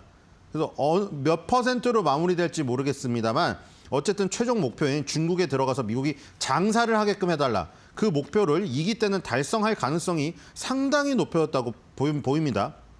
그럼 이제 중국하고 미국하고 협상이 원활하게 진행될 가능성이 높아졌기 때문에, 그럼 주식시장의 변수가 하나 없어져 버린 것이죠. 그렇죠? 지금 주식시장의 변수가 없어졌기 때문에 어제 엔비디아를 필두로 해서 기술주들이 강하게 올랐습니다. 자, 다우지수는 0.98 빠졌는데, 자, 다우지수는 이 그 산정 방식 때문에 어떻게 할 수가 없죠. 왜냐면 어제 엔비디아가 이 지금 1등을 기록했잖아요. 다우 30에서 1등을 기록하면서 4%를 올려줬는데도 다우는 마이너스가 나버립니다. 왜냐면 엔비디아가 액면 분할해서 그래요. 엔비디아가 액면 분할 안 했으면 지금 1000비디아 넘는 거 아닙니까? 그러면 여기 영향력이 큰 건데, 이 다우 지수는 한 주당 가격이 높은 애가 짱이거든요. 그러니까 이게 근데 액면 분할을 해버려가지고 170달러가 돼버린 거죠 지금. 그러니까 지금 4% 올라서 1등 했는데도 다우는 빠졌어요. 왜냐면 지금 마이크로소프트 500달러고 지금 엔비디아 170달러보다 높은 거 여기도 지금 많이 있잖아요. 캐터필러도 400달러고 보잉도 230달러입니다. 그러니까 지금 애플도 200달러고 지금 이런 애들이 마이너스잖아요. 그러니까 지금 안 돼. 캐터필러, 보잉이 마이너스니까 엔비디아 170달러가 4% 오른 것보다 얘네 비중이 더 커버린 거예요, 여기서. 그러니까 다우도 실제적으로 뭐가 내리고 폭락한 게 아닙니다, 이거. 다우 산정 방식 때문에 저를 어떻게 할 수가 없어요. 근데 뭐 저 산정 방식을 바꿔버리면 다우의 그 원래 본연의 저기 시그니처가 없어져 버리니까 뭐 제도를 바꾸진 않을 것 같아요. 자, 나스닥은 지금 2700을 넘어서 장중에 2836. 자, 이렇게 되면 이제 21000선도 눈앞에 다가왔죠. 갭 상승을 했다가 음봉으로 빠졌지만 갭은 유지하고 끝났습니다. 자, 계속 오르죠. 자, 이 지금 나스닥 100에서는 6.59 오른 게 있네요. 트레이드 데스크. 그다음에 AMD가 6.41 올랐고, 엔비디아, AMD, 엔비디아, 이제 이 인텔은 어떻게 보면은 이제 완전 패자가 되었고요. AI 시장에서는. 그다음에 이제 엔비디아가 승자가 되었고 AMD는 인텔한테도 CPU 시장에서 CPU 시절에 따라갔었던 존재였고 이번에 GPU 시절에도 따라가는 존재. 뭐 저것도 좋습니다. 안 죽잖아요. 그렇죠? 안 죽잖아요. 윈텔 시대에도 2인자였고 지금 AI 시대에도 2인자입니다. 그냥 따라가서 2등만 해도 그 시장 다 먹는 거죠. 어느 정도는. AMD의 전략도 저건 나쁜 거 아닙니다. 계속 따라가다가 1위를 호시탐탐 노리고 있죠. 자, 어쨌든 간에 엔비디아가 펼치는 시장이 워낙에 커지고 있기 때문에 AMD에도 낙수 효과가 떨어지고 있다. 자, S&P 500 마이너스 0.30입니다. 자, S&P 500은 지금 그 엔비디아가 이제 단독으로 치고 올라가서 7.43이네요, 이제.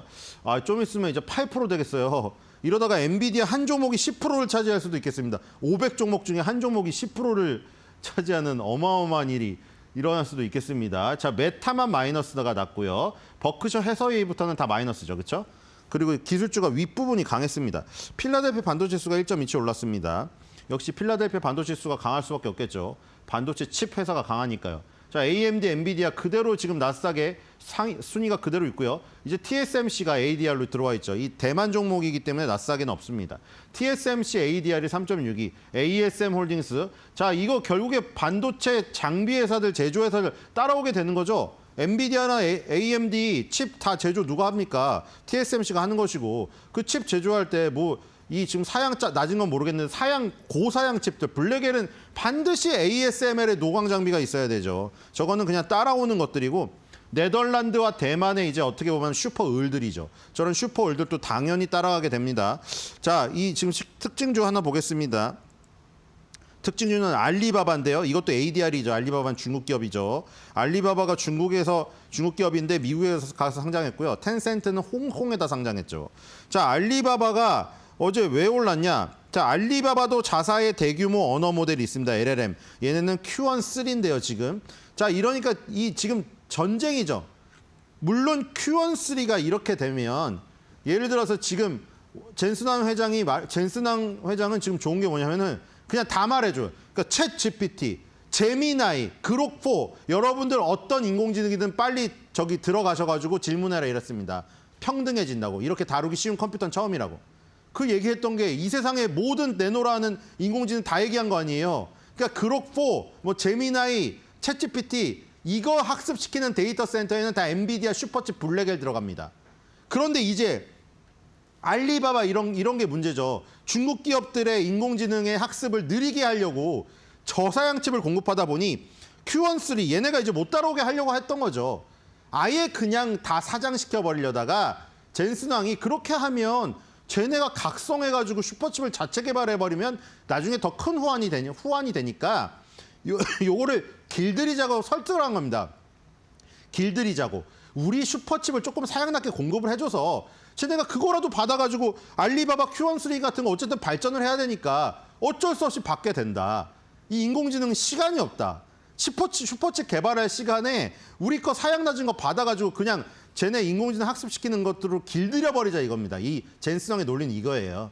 길들여버리자는 건데 어쨌든 알리바바의 대규모 언어 모델 Q13가 업데이트됐다는 소식이 지금 5월 30일 날 나와 있고요. 자, 알리바바도 역시 마찬가지죠. 우리 아마존이나 이런 회사랑 똑같습니다. 옛날처럼 쇼핑몰로만 한정되는 회사가 아니라는 거 그걸 알아야 될 것 같고요. 자, 일본 증시 가겠습니다. 니케이는 지금 마이너스고요. 오늘은 대만 갖고만 플러스고 코스피랑 니케이가 마이너스입니다. 자, 니케이 도요타자동차 0.91 빠지고 있죠. 자, 일본과의 협상이 곧 나올 거라고 지금 말을 했는데 스코페스 장관이 도요타자동차가 어떻게 될지 모르겠습니다. 자, 오늘 제일 많이 오르는 건 13위의 도쿄 일렉트론이죠. 똑같은 거죠. ASAML이 노광 장비 1등이라고 치면 도쿄 일렉트론은 세계 4대 장비고 증착 장비 이쪽에서 강점이 있는 회사이기 때문에 같이 오른 것이고요. 자, 대만만 플러스인데 대만은 아마 TSMC가 어제 여기서 3위를 차지했죠. 필라델피아 반도체에서 3위를 차지했기 때문에 그게 그대로 이어지지 않았나 싶습니다. 0.76 오늘 갭 상승하면서 좋은 모습을 보이고 있습니다. 대만의 1등 종목인 TSMC 지금 플러스일 겁니다. 자, 1.35로 지금 이끌고 있죠. 그렇죠? 그리고 미디어텍도 1.08 오르고 있고요. 그리고 ASE 테크놀로지도 1%입니다. 자, 이런 제조, 그다음에 설계, 그리고 후공정 걸쳐가지고 지금 엔비디아의 낙수 효과가 계속 떨어진다고 생각하시면 될 것 같고요. 자, 그다음에 우리나라 코스피 지수 보겠습니다. 코스피 지수가 0.63 빠지고요. 코스닥이 0.16 빠지고 있습니다. 자, 수급은 오늘 4천억 원가량 마이너스 나가지고 지금 4일 연속 순매수 이후에 5일 연속 순매수 기록은 깨질 것으로 생각이 되고요. 코스피 시총 상위 보겠습니다. 오늘 역시 삼성전자가 조금 오르고 있네요. 아쉽긴 하지만 삼성전자 쪽으로 H20의 낙수 효과가 떨어지지 않을까 하는 기대감에 오르고 있고요.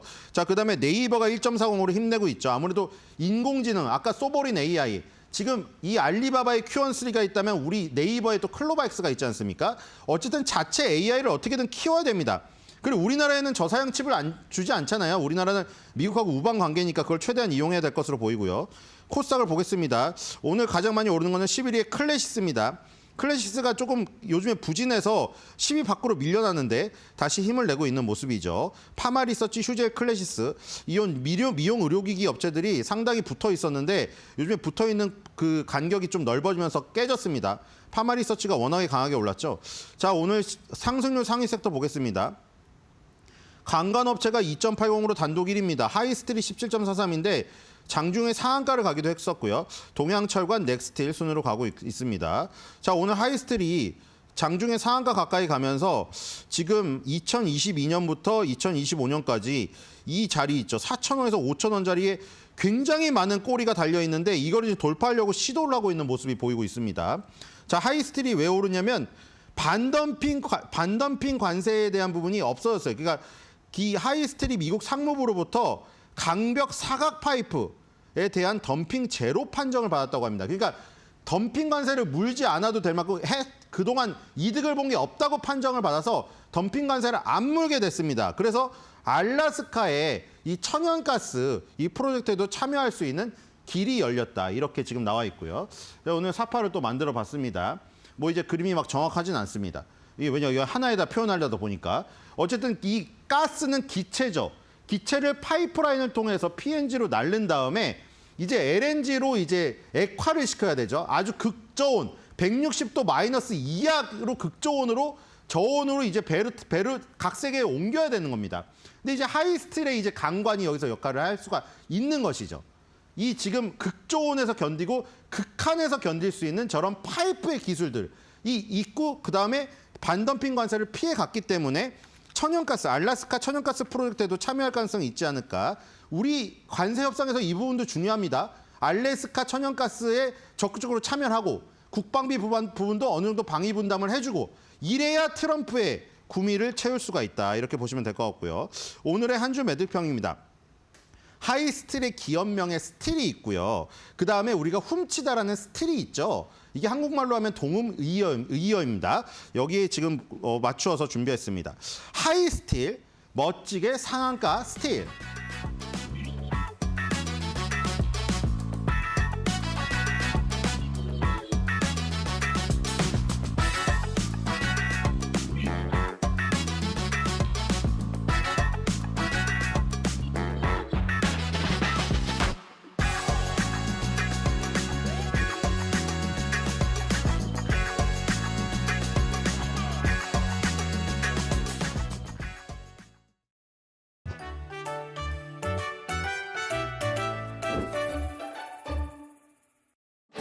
여러분, 혹시 우리나라가 선진국일까? 신흥국일까? 생각해 보신 적 있으신가요? 국제금융시장에서는 MSCI 지수라는 기준으로 선진국을 구분하는데요. 오늘은 MSCI 선진국 지수가 뭔지, 왜 중요한지 쉽게 풀어드릴게요. 먼저 MSCI는 미국의 금융정보회사인 모건 스탠리 캐피털 인터내셔널의 약자입니다. MSCI는 매년 전 세계 주식시장의 경제 발전 수준, 시장 규모, 유동성, 외국인 투자 접근성 등의 기준에 따라 선진국, 신흥국, 프론티어 등으로 분류하는데요. 그중 MSCI 선진국 지수는 미국, 일본, 영국, 독일 등 23개 선진국 주식시장을 대표하는 대형주와 중형주 약 1,500여 종목으로 구성되어 있습니다. 이 지수는 글로벌 시가총액의 약 90%를 반영하죠. 그런데 이 지수가 왜 중요할까요? 전 세계에 있는 수많은 연기금, 자산운용사, 기관 투자자들이 바로 이 MSCI 지수를 기준으로 자금을 배분하기 때문입니다. 예를 들어 MSCI 선진국 지수에 속한 국가에는 70%를, 신흥국 지수엔 30% 투자하겠다. 이런 식이죠. 그래서 한 나라가 MSCI 선진국 지수에 포함되느냐, 아니냐에 따라 해당 국가의 주식시장으로 들어오는 외국인 자금 규모가 크게 달라지게 됩니다. 선진국 지수에 편입되려면 경제 발전 수준, 시장 규모와 유동성, 시장 접근성 등의 기준을 충족시켜야 하는데요. 대한민국의 경우 경제 규모와 주식시장의 규모에서는 선진국 수준이지만 외국인 투자자 접근성에서 일부 미흡하다는 평가를 받아왔고 아직은 신흥국으로 분류되어 있습니다. 때문에 정부에서도 외환시장 개방, 공매도, 재개, 외국인 투자자 등록 요건 개선 등 제도 개선을 추진해왔고 상당 부분 개선됐다는 평가를 받고 있죠. 최근 몇 년간 한국 증시의 MSCI 선진국 지수 편입 여부가 매년 이슈가 됐는데 2025년 관찰 대상국 등재에는 실패해서 내년 6월 후보군 등재를 기약하게 되었습니다.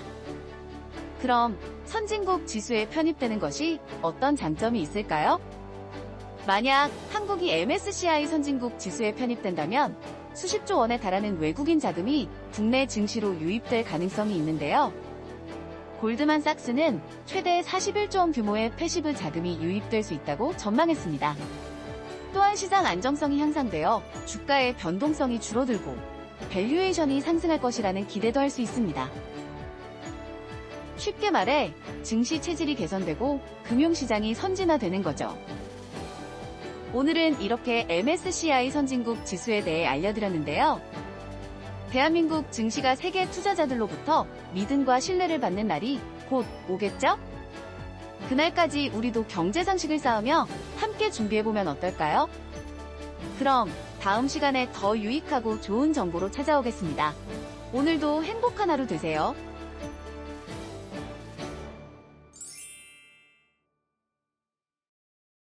오늘 유가증권 시장은 이번 주 상승에 대한 부담으로 살짝 쉬어가는 모습을 보이고 있습니다. 여기에 미국발 경기 침체 우려까지 더해지면서 연일 이어지던 외국인의 순매수가 순매도로 전환됐습니다. 코스피는 약세 흐름을 보이고 있는데요. 다만 장 초반보다는 회복해주는 모습을 보이고 있습니다. 현재 시간 지수 흐름 먼저 짚고 가겠습니다. 먼저 코스피 코스닥 일제히 파란불을 켜고 있습니다. 코스피가 0.55%가량 하락하면서 장 초반 3,178포인트까지 내려갔지만 그래도 다시금 3,200선을 회복해주려는 움직임을 보이고 있고요. 코스닥 같은 경우도 마찬가지입니다.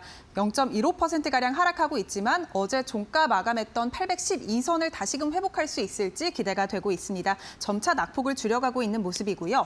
수급 상황도 함께 체크해 보겠습니다. 현재 시간 투자자들의 매매 동향 어떻게 흘러가고 있을까요?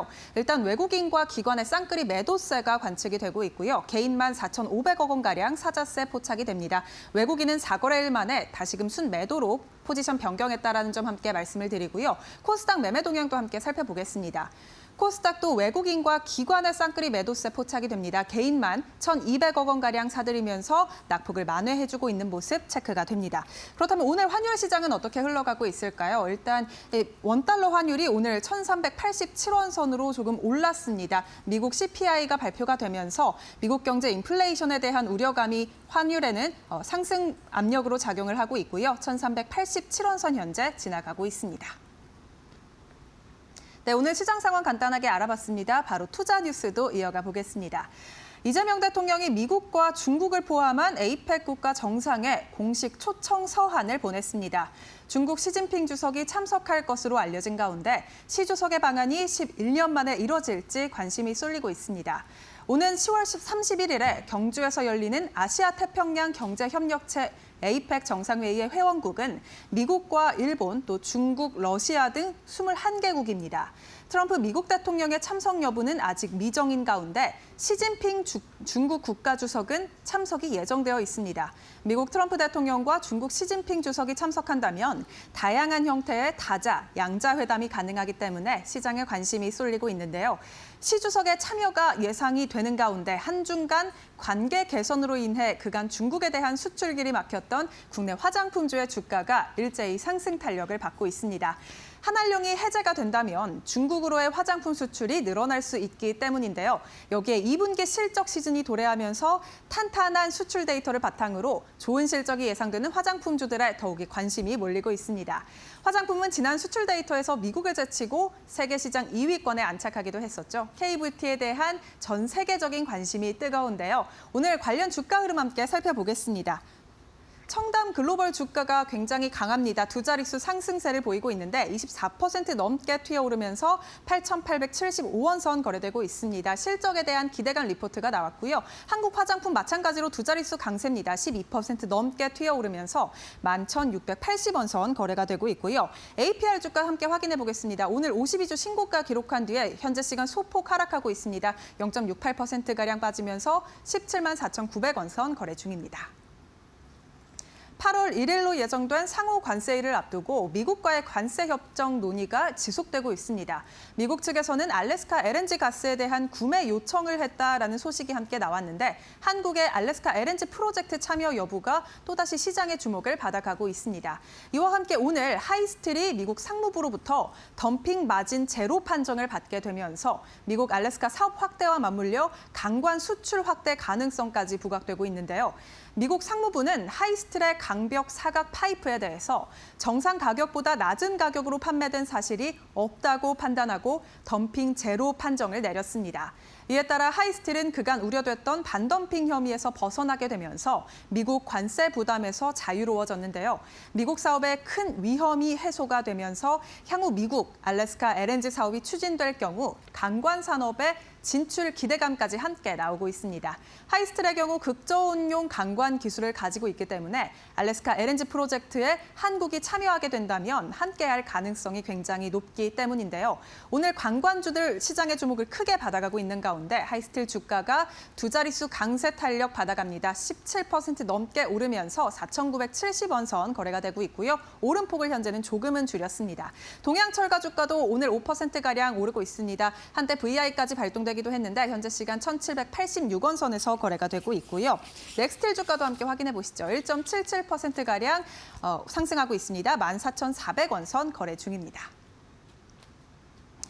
HD 현대중공업이 유럽과 가까이 위치한 북아프리카 모로코에 새로운 생산 거점을 구축할 것이란 소식이 나왔습니다.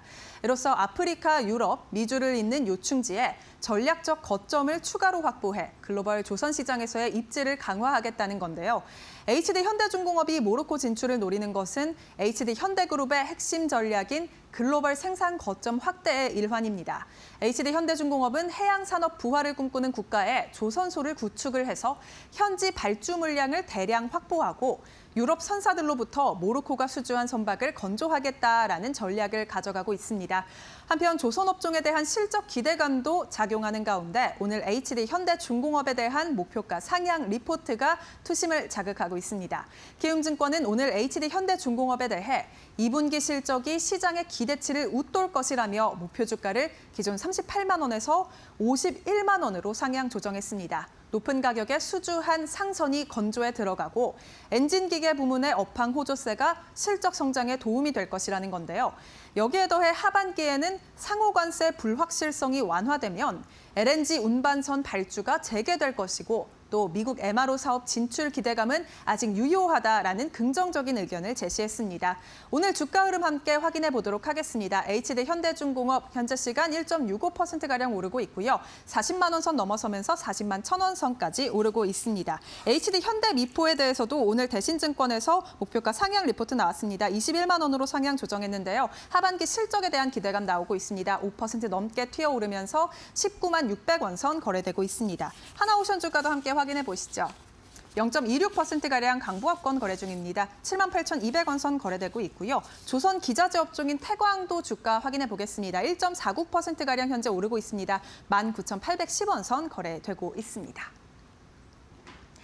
네, 지수가 3,000선을 넘어서면서 빠르게 업종별 순환매 장세를 보이고 있는 우리 시장입니다. 그 안에서도 실적에 대한 모멘텀이 있는 업종들은 상승 탄력을 받아가고 있는데요. 이러한 시장 흐름 속에 세워볼 전략에 대해서 저희와 함께 알아가 보시죠. 네, 오늘 기업 이야기를 좀 해드릴 건데 여러분 잘 알고 계시려나요? 피팅 기업 태광에 대한 이야기인데요. 여기가 이제 베어링 자산운용이라는 곳이 있는데 태광의 그 주요 주주에 올랐다고 합니다. 그러니까 대주주에 오른 겁니다. 이게 미치는 영향과 우리가 좀 살펴볼 전략이 있을 것 같아서 좀 여러분께 말씀드리려고 합니다. 오늘 조호진 탁교원 뉴스 대표와 함께 알아보도록 하겠습니다. 어서 오세요, 대표님. 예, 안녕하세요. 네, 반갑습니다. 자, 우선 태광은 피팅 기업이다라고 말씀드렸는데 피팅으로 이제 배관 설비에 사용하는 뭐 예. 부품 요 정도로만 알고 있는데 일단 기업 설명이 좀 필요할 것 같고요. 그리고 베어링 자산운용이 이제 신규로 대주주에 올라선 건데 예, 예. 뭔가 먹음직하니까 먹은 게 아닌가 이런 생각이 그렇죠. 드는데 예, 예. 어떤 게 맛있었을까 이런 생각도 예. 들고 아무튼 그렇습니다. 좀 풀어주시죠. 예. 예. 그 피팅이라는 거는 뭐 철자는 뭐 FITTING인데 뭐 그렇게 하니까 잘 안 알아듣는데 그 우리가 통상에서 집에서나 뭐 공장에서나 직각이 있으면데 직각 갖다 수직으로 연결할 때 이쪽에 모서리 쪽에 네. 연결하는 관이 있지 않습니까? 그게 이제 이음새로 하는데 우리말 이음새고 그걸 이제 우리가 불렀을 때 이제 피팅이라고 합니다. 그러니까 이음새라고 이제 이해하시면 되겠습니다. 지금 화면에 나오는 저런 뭐 엄청나게 큰 예. 뭐 이음새인데 그 이음새들이 사실은 필요한 이제 그 현장이 이제 플랜트 사업에서도 이제 이음새가 필요하고 그 다음에 이제 태광에서는 또 필요한 것 중에 하나 업종이 뭐냐면 조선입니다. 조선의 큰 선박에서 여러 가지 이제 선박 건조를 할 때 그때 이제 이음새가 필요합니다.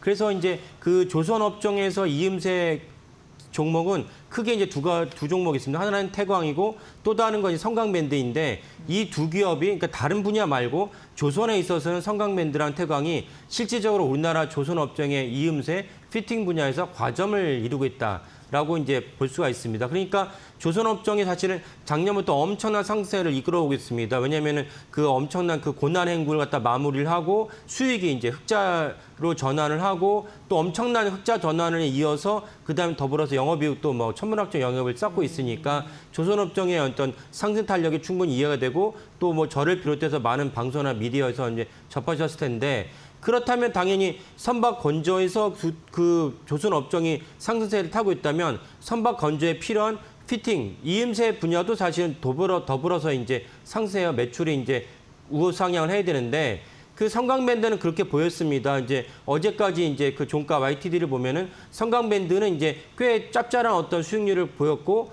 그 코스피도 꽤 짭짤한 수익률을 거뒀습니다. 근데 태광은 아까 말씀드린 대로 아니 조선 업종에서 그 성강밴드가 더 과점을 이루고 있다면서 왜 태광은 코스피보다 낮은 수익률을 거두냐 이게 의문이긴 합니다. 그래서 그런 상황에서 그 서두에 말씀드린 대로 베어링 자산운용이 그 태광에 대주주로 올라섰다고 공시를 했습니다. 우리나라는 이제 공시 규정이 5%만 넘으면 대주주를 간주하고 그런 공시 의무가 발생합니다. 그래서 5% 그다음에 10% 5에서 10% 사이에서는 플러스 마이너스 1% 포인트가 변할 때만 이제 공시 의무가 발생하는 것이고 10% 넘으면 또 공시 의무가 발생합니다. 그래서 일단 어감으로는 야 5%가 무슨 대주주야라고 이해하시는 분도 계시겠지만은 우리나라 공시 규정으로는 5%만 넘어도 대주주를 간주해서 공시 의무가 발생했다라는 걸 이제 이해하시면 좋겠고 그래서 이제 베어링 자산운용이 이제 그 태광의 5% 넘게 이제 지분을 획득했는데 그러면 이제 제가 서두에 설명드린 대로 상대적으로 태광이 같은 업종인데도 성강밴드보다는 이제 수익률이 나쁘니까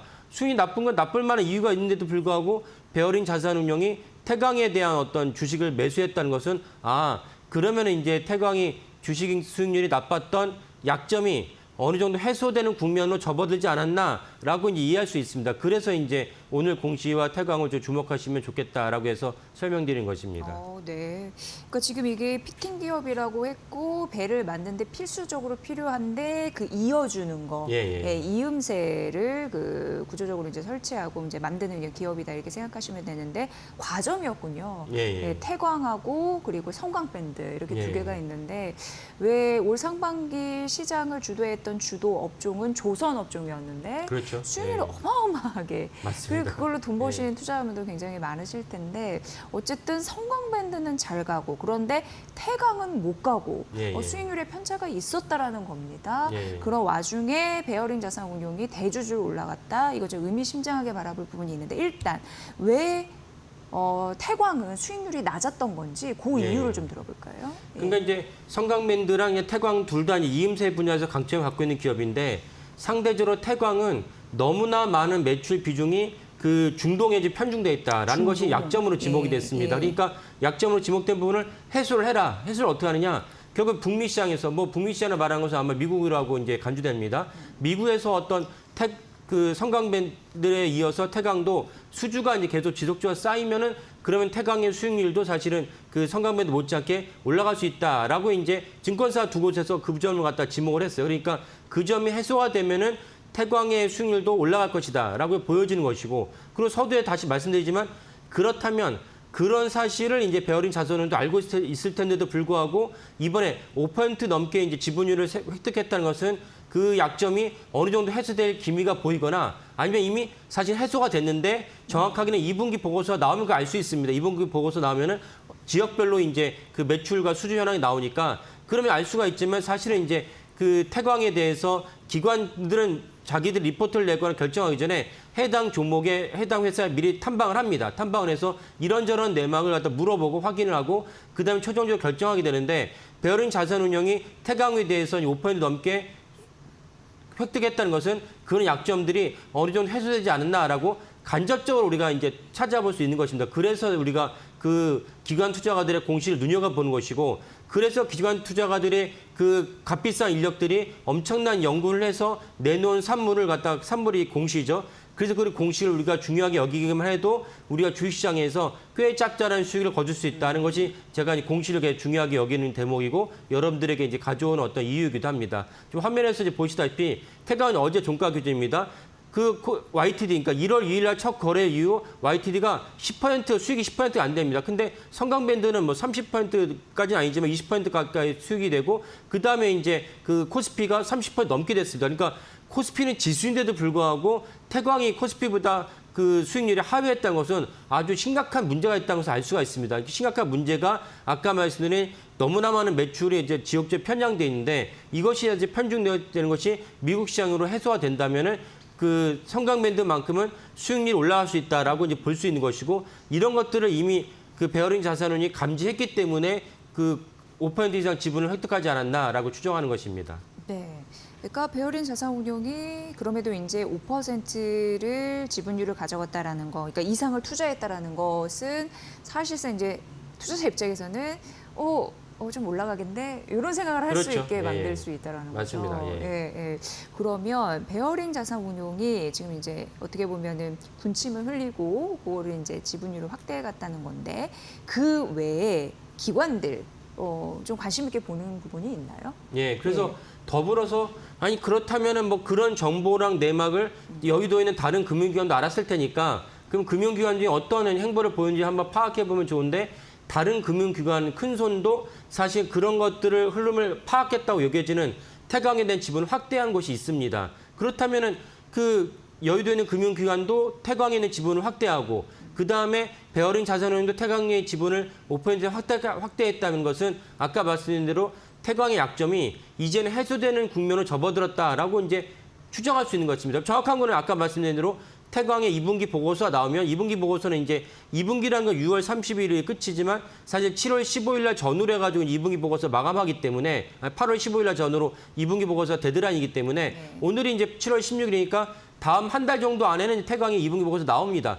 그렇다면 아까 말씀드린 것이 명시적으로 해소가 되는데 그 전에 아까 두 곳에서 이제 태광의 지분을 늘렸다면은 아까 말씀드린 약점이 해소된 것이 높아졌다. 그런 관점에서 우리가 공시를 보고 그래서 미리 선제적 투자를 했을 때 8월 15일 날 이전에 태광의 2분기 보고 나왔는데 예상대로 북미 시장에서 매출에 어떤 일어나서 그래서 태광 약점이 희석되니까 태광의 수익률이 적어도 성강밴드만큼 나올 수 있겠다라는 사전 정지 작업이 미리 됐다고 보여집니다. 그래서 여러분들도 이런 관점에서 미리 투자하시면 심지어 차트상으로도 지금 차트에 좀 전에 보였지만은 차트상으로 보면은 이중 바닥을 형성하고 있어요. 뭐냐면 첫 번째 바닥을 형성하고 위에 올라갔다가 다시 또 차익 매물을, 왜냐면 이 정도의 수익만은 충분하다 해서 차익 매물 때문에 떨어졌다가 그것이 바닥이 왔는데 이 바닥으로 만족하지 않겠다 해서 다시 올라가는, 지금 아까 보인 대로 지금 말씀드린 대로 한 번 이제 바닥이 올렸다가 두 번째 이제 그 십자봉을 형성한 다음에 다시 내려가지 않습니까? 그리고 다시 올라가고 있습니다. 그러니까 이중 바닥을 형성했던 자체도 차트상으로도 사실은 태광의 어떤 수익을 갖다가 볼 수 있는 그런 긍정적인 간접적인 신호다. 차트는 이제 전부는 아니지만 이렇게 기업에 대한 펀더멘탈을 먼저 분석을 한 다음에 그 다음에 차트를 봤을 때 그렇다면 이제 나의 분석이 더 확증할 수 있다라고 이제 볼 수가 있습니다. 이런 관점에서 태광이 적어도 8월 15일 날 그 2분기 보고 나오기 전까지는 불확실한 측면이 있지만 그러나 금융기관 두 곳에서 이제 이 태광의 지분을 획득했다는 이유만으로도 우리는 긍정적으로 볼 수 있다. 그래서 우리가 선제적으로 투자가 가능하다라고 이제 말씀드리는 것입니다. 네. 국내 과점 피팅 기업인 성광밴드 대비해서 어떻게 보면은 주가가 그동안 못 갔고 그런 디스카운트 요인이 있었는데 이게 이제 해소되는 국면인가를 생각하게 한다고 하는데요. 그 외에 또 주가 추가 상승을 가능하게 할 수 있는 모멘텀이 있나요? 예. 그러니까 모멘텀이라는 건 이게 무엇이냐면 이제 결국은 우리 기존의 어떤 매출이 있는데 새로운 매출을 발생시킬 수 있는 확실한 어떤 정부 정책이나 그다음에 수주 이런 것들을 말할 수 있습니다. 우리가 뭐 그 테마주가 아니니까요. 그런 관점에서 이제 태광의 어떤 지분 확대와 태분의 이제 그 태광의 주가 상승에 대한 모멘텀이 무엇이라고 보냐면 트럼프 대통령입니다. 트럼프 대통령이 이제 왜 태광과 관련되느냐? 트럼프 대통령이 아까 그 이 코너 시작하기 전에도 이제 뉴스에 나왔지만 트럼프 대통령이 역점으로 두고 있는 사업 중 하나 무엇이냐면 알래스카의 이제 LNG 개발입니다. LNG를 개발하는 이유가 이제 크게 두 가지가 있는데 하나는 무엇이냐면 LNG 가스를 개발을 해서 결국 LNG 가스라는 또 다른 어떤 에너지원이 생성하면은 미국의 어떤 그 결국 휘발유 가격이죠. 휘발유 가격을 낮출 수 있는 이제 여건이 마련됩니다. 그러니까 미국 서민들은 누차례 말씀드리지만 미국의 뉴욕 제외하고는 사실 전철이나 대중교통이 발달되지 않았어요. 그러니까 우리가 마트를 코스트코나 이제 그 월마트 가려고 그러면 차를 끌고 가야 돼요. 차를 끌고 가려야 되는데 미국 휘발유 가격이 비싸요. 그러면 차를 끌고 가는 것 자체가 부담스럽고 거기서 막 역정이 내게 되거든요. 이게 이제 서민들에게는 표로 연결되기 때문에 그래서 바이든이 사실은 이제 단임 대통령 떨어졌던 것이고 트럼프 대통령이 잘 알기 때문에 LNG 개발을 해서 결국 유가를 낮추겠다는 것이 이제 트럼프 대통령의 중요한 역전 사업입니다. 그러면 LNG 개발을 해서 또 다른 어떤 정책적인 원인이 무엇이냐? LNG 개발하면 미국에 숨어있는 국부가 사실은 해외로 판매할 수 있는 지금 우리나라 관세 협상 중에 그런 것이 논의되고 있던 뉴스가 나오고 있습니다. 알래스카 LNG를 개발하는데 한국 기업이 참여를 하고 거기서 나온 LNG를 한국에 수입하면 좋겠다. 그러면 트럼프 대통령 입장에서는 꽁 먹고 알먹히죠. 네. LNG를 갖다 개발을 해서 유가도 낮추고 그다음에 LNG를 통해서 한국이랑 일본에 수출하면은 그 미국의 국부도 올라가니까 이런 맥락에서 그 태광이 트럼프 대통령 수혜주인데 아까 말씀드린 LNG를 개발하려면 또 이제 이음새가 필요합니다. 그러니까 기존에 했던 태광의 주요 사업처는 이제 중동의 어떤 석유 플랜트, 그다음에 조선업의 기자재인데 여기에 LNG 개발할 때 이제 이음새 피팅이 들어가니까 만약에 이 LNG 개발이 본격화되면 또 한 번 이제 태광의 어떤 매출과 주가에 그 점프할 수 있는 그런 모멘텀이 된다라고 볼 수가 있습니다. 그래서 이제 LNG 개발을 중요하게 여겨야 됩니다. 이런 맥락으로 아까 말씀드린 베어링 자산운용이 그 태광의 지분을 획득을 했고 그다음에 제가 중간에 말씀을 안 드린 또 다른 중요한 금융기관도 그 태광에 대해 지분을 추가로 베어링보다 더 한 달 정도 먼저 획득을 했는데 그게 어디냐면 이제 국민연금입니다. 국민연금도 사실 갖고 있던 지분을 갖다 높이면서 태광의 지분을 획득했다고 공시를 했습니다. 특이한 점은 무엇이냐면 공시할 의무가 없었는데 5% 넘었는데 5% 미만인데도 공시를 했어요. 어쨌건 태광에 대해서 3.7% 공시 매수했다 공시를 했으니까 양대 기관이 이제 그 태광에 대한 지분을 갖다 획득했다는 것은 아까 말씀드린 태광의 약점으로 거론됐던 너무나 이제 매출이 중동에 편중됐던 것이 해소되는 것이 이미 우리는 모르지만 양대 금융기관이 탐방 갔더니 해소됐구나. 이런 맥락에서 이제 베어링 자산운용과 국민연금이 태광에 대해 지분 획득했다라고 간접적으로 추정한 것입니다. 우리가 이제 직접 가보지 않았으니까. 그런데 이런 간접적인 추정은 상당히 신빙성 있고 그에 따라서 투자하시면 사실 수익률을 거둘 수 있다라고 말씀드린 것입니다. 네, 뭐 베어링 자산운용 외에도 국민연금 지분율 좀 늘리고 있는 상황이고 조선의 이음새뿐만 아니라 트럼프 모멘텀에 있는 LNG 개발에서도 이음새가 당연히 쓰일 테니까 그런 호재가 있네요. 자, 과연 그동안에 좀 억울하게 못 누렸던 주가 상승률 이제는 잘 누릴 수 있을지 태광 저희가 기업 분석해드렸습니다. 의미가 꽤 있었고요. 조우진 타큐온 뉴스 대표의 분석이었습니다. 잘 들었습니다. 예, 감사합니다.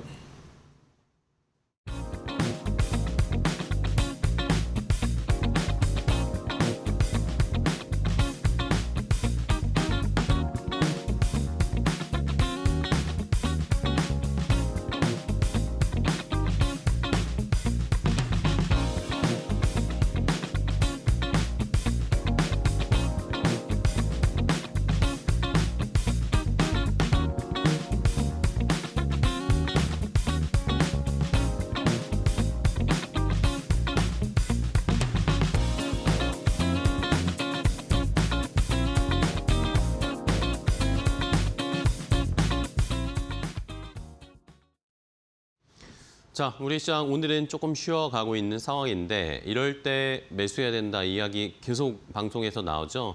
우리가 이야기만 하는 건 아닙니다. 어제도 제가 말씀드렸지만 어제는 제가 JP 모건 체이스와 골드만삭스의 이야기를 말씀드렸잖아요. 근데 그런 것들을 제가 알아보고 조사하는 중에도 모건 스탠리도 그런 리포트를 발행했고요. 맥쿼리도 그랬고 CSLA도 역시 이야기를 했습니다. 오늘은 그래서 그중에 두 회사 CLSA와 맥쿼리가 우리 시장을 왜 자꾸 사라고 하는지 함께 확인을 해보도록 하겠습니다. 자, 일단은 맥쿼리가 리포트를 발행했는데 맥쿼리는 이번 주에 발행했어요. 날짜 보이시죠? 7월 14일에 발행을 한 리포트인데 이번 랠리는 다르다라고 얘기를 했습니다. 우리나라 시장이 지금 올라가고 있는 여러 가지 요인이 있는데 크게 세 가지로 봤어요. 일단은 단기적으로 경기 회복이 되는 그런 시장이 아니라 10년에 걸친 구조적 성장을 기반으로 하고 있다. 구조적 랠리의 성격을 띠고 있다라는 거였고요. 두 번째는 역시 정부 정책, 새로운 정부의 자본시장 친화 정책이 의지가 강력하다라는 것. 그리고 세 번째, 외국인 매수가 들어오고 있는 것. 외국인이 매수를 전환하고 있는 상황이고 여기에다가 거기에 뒤이어서 따라가면서 개인 투자자들이 복귀하고 있는 것. 이런 수급 상황, 이 세 가지가 맞물리면서 시장의 변화가 완전히 다른 랠리를 보여주고 있다는 거죠. 이러면서 만약에 코스피가 4,000이 도달한다. 그러면 우리 시장, 우리가 생각하기엔 4,000 너무 높은 거 아니야? 라고 생각을 할 텐데 맥쿼리에서는 4,000이 도달하는 게 피크가 아니라 4,000이 도달하면 그때부터 시작이다. 라고 판단을 하고 있는 의견을 내놨습니다. 자, 그러면서 맥쿼리가 우리나라 시장에서 비중 확대, 오버웨이트 해야 할 업종들을 찍어줬습니다. 크게 우리가 잘 알고 있는 겁니다. 조선방산 원전 전력 설비. 이렇게 우리가 이 새로운 네오 인더스트리얼, 새로운 산업군이라고 할 수 있는 이 조선방산 원전 전력을 꼽았고요. 여기에다가 추가적으로 K-웨이브가 얹혀지면서 구조적인 성장을 하고 있는 업종, 엔터주 아니면 메디컬 에스테틱 이런 쪽을 찝어줬습니다. 우리가 최근에 K-웨이브가 접목이 되면서 화장품이나 뷰티 아니면 먹는 거, 삼양식품 같은 종목 또 아니면 화장품 쪽에서도 APR, 달바글로벌 이런 것들이 잘 가잖아요. 이런 쪽으로 새로운 신구조가 우리나라 시장 안에서도 펼쳐지고 있다. 기존에 우리가 중공업 위주의 종목들이 가는 게 아니라 새로운 네오 인더스트리얼과 K-웨이브가 섞인 산업 구조로 변경이 되고 있다라고 하면서 이런 업종들을 비중 확대해야 된다라고 맥쿼리가 찍어줬습니다. 자, 더 찍어드릴까요? 종목으로 가겠습니다. 맥쿼리가 탑픽 종목 10개를 골랐습니다. 자, 일단은 SK하이닉스를 압도적으로 우선주로 골랐습니다. HBM 시장 주도한다. 삼성전자보다 더 선호다라고 하면서 삼성전자는 뉴트럴 중립을 줬는데 SK하이닉스는 아웃퍼폼을 유지하고 있습니다. 그리고 제약바이오 쪽에서 삼성바이오로직스 그리고 방산 쪽에서 하나에어로스페이스, 현대로템. 그런데 현대로템은 방산뿐만 아니라 유럽에서 철도 수출도 확대가 될 것이다라고 하면서 추가적인 긍정적인 이야기를 줬고요. 조선 중에는 조선해양이 있었고 하이브가 있었고 아까 말씀드린 달바글로벌이 있어요. 달바글로벌을 이번에 신규로 탑픽 종목으로 편입하면서 파마리서치를 빼고 달바글로벌을 넣었습니다. 그리고 우리가 잘 아는 지주사 HD현대, 삼성물산, SK스퀘어 이런 것들을 찍어줬습니다. 자, 맥쿼리가 이런 의견이었고요. 이번에는 CLSA가 보는 시장입니다. CLSA는 특히 지주사에 집중을 하는 모습이었는데 지주사 그러면서 탑픽을 또 골라줬습니다. 이렇게 쫙 보이시는데 기존의 목표가 대비해서 전부 다 목표가를 상향 조정했습니다.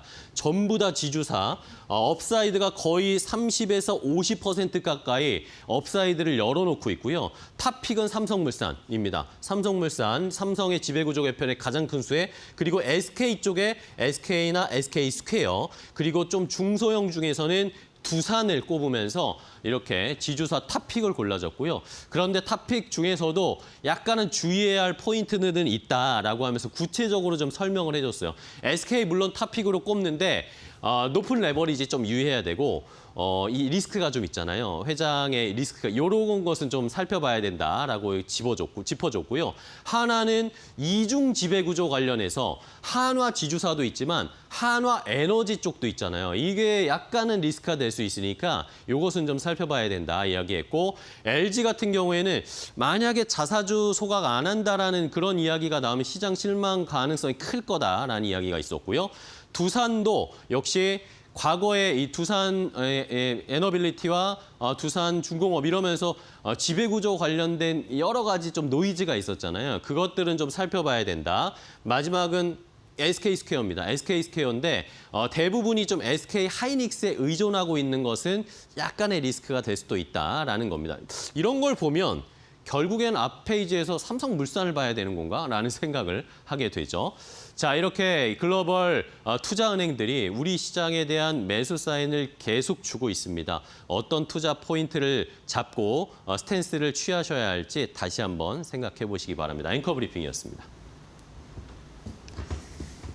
네, 신고가를 경신하고 있는 우리 증시 오늘은 쉬어가고 있는 흐름입니다. 미국의 이제 금리 상승이 약간 이제 부담이 돼서 그런 건데 어찌됐건 지금 외국에서도 우리 시장을 좀 긍정적으로 바라보는 좀 흐름들 기분 좋네요. 잘 갔으면 좋겠습니다. 네. 예. 자, 오늘 저희가 준비한 소식은 여기까지고요. 내일 또 좋은 정보 가지고 인사드리겠습니다. 시청해주신 여러분 고맙습니다. 고맙습니다.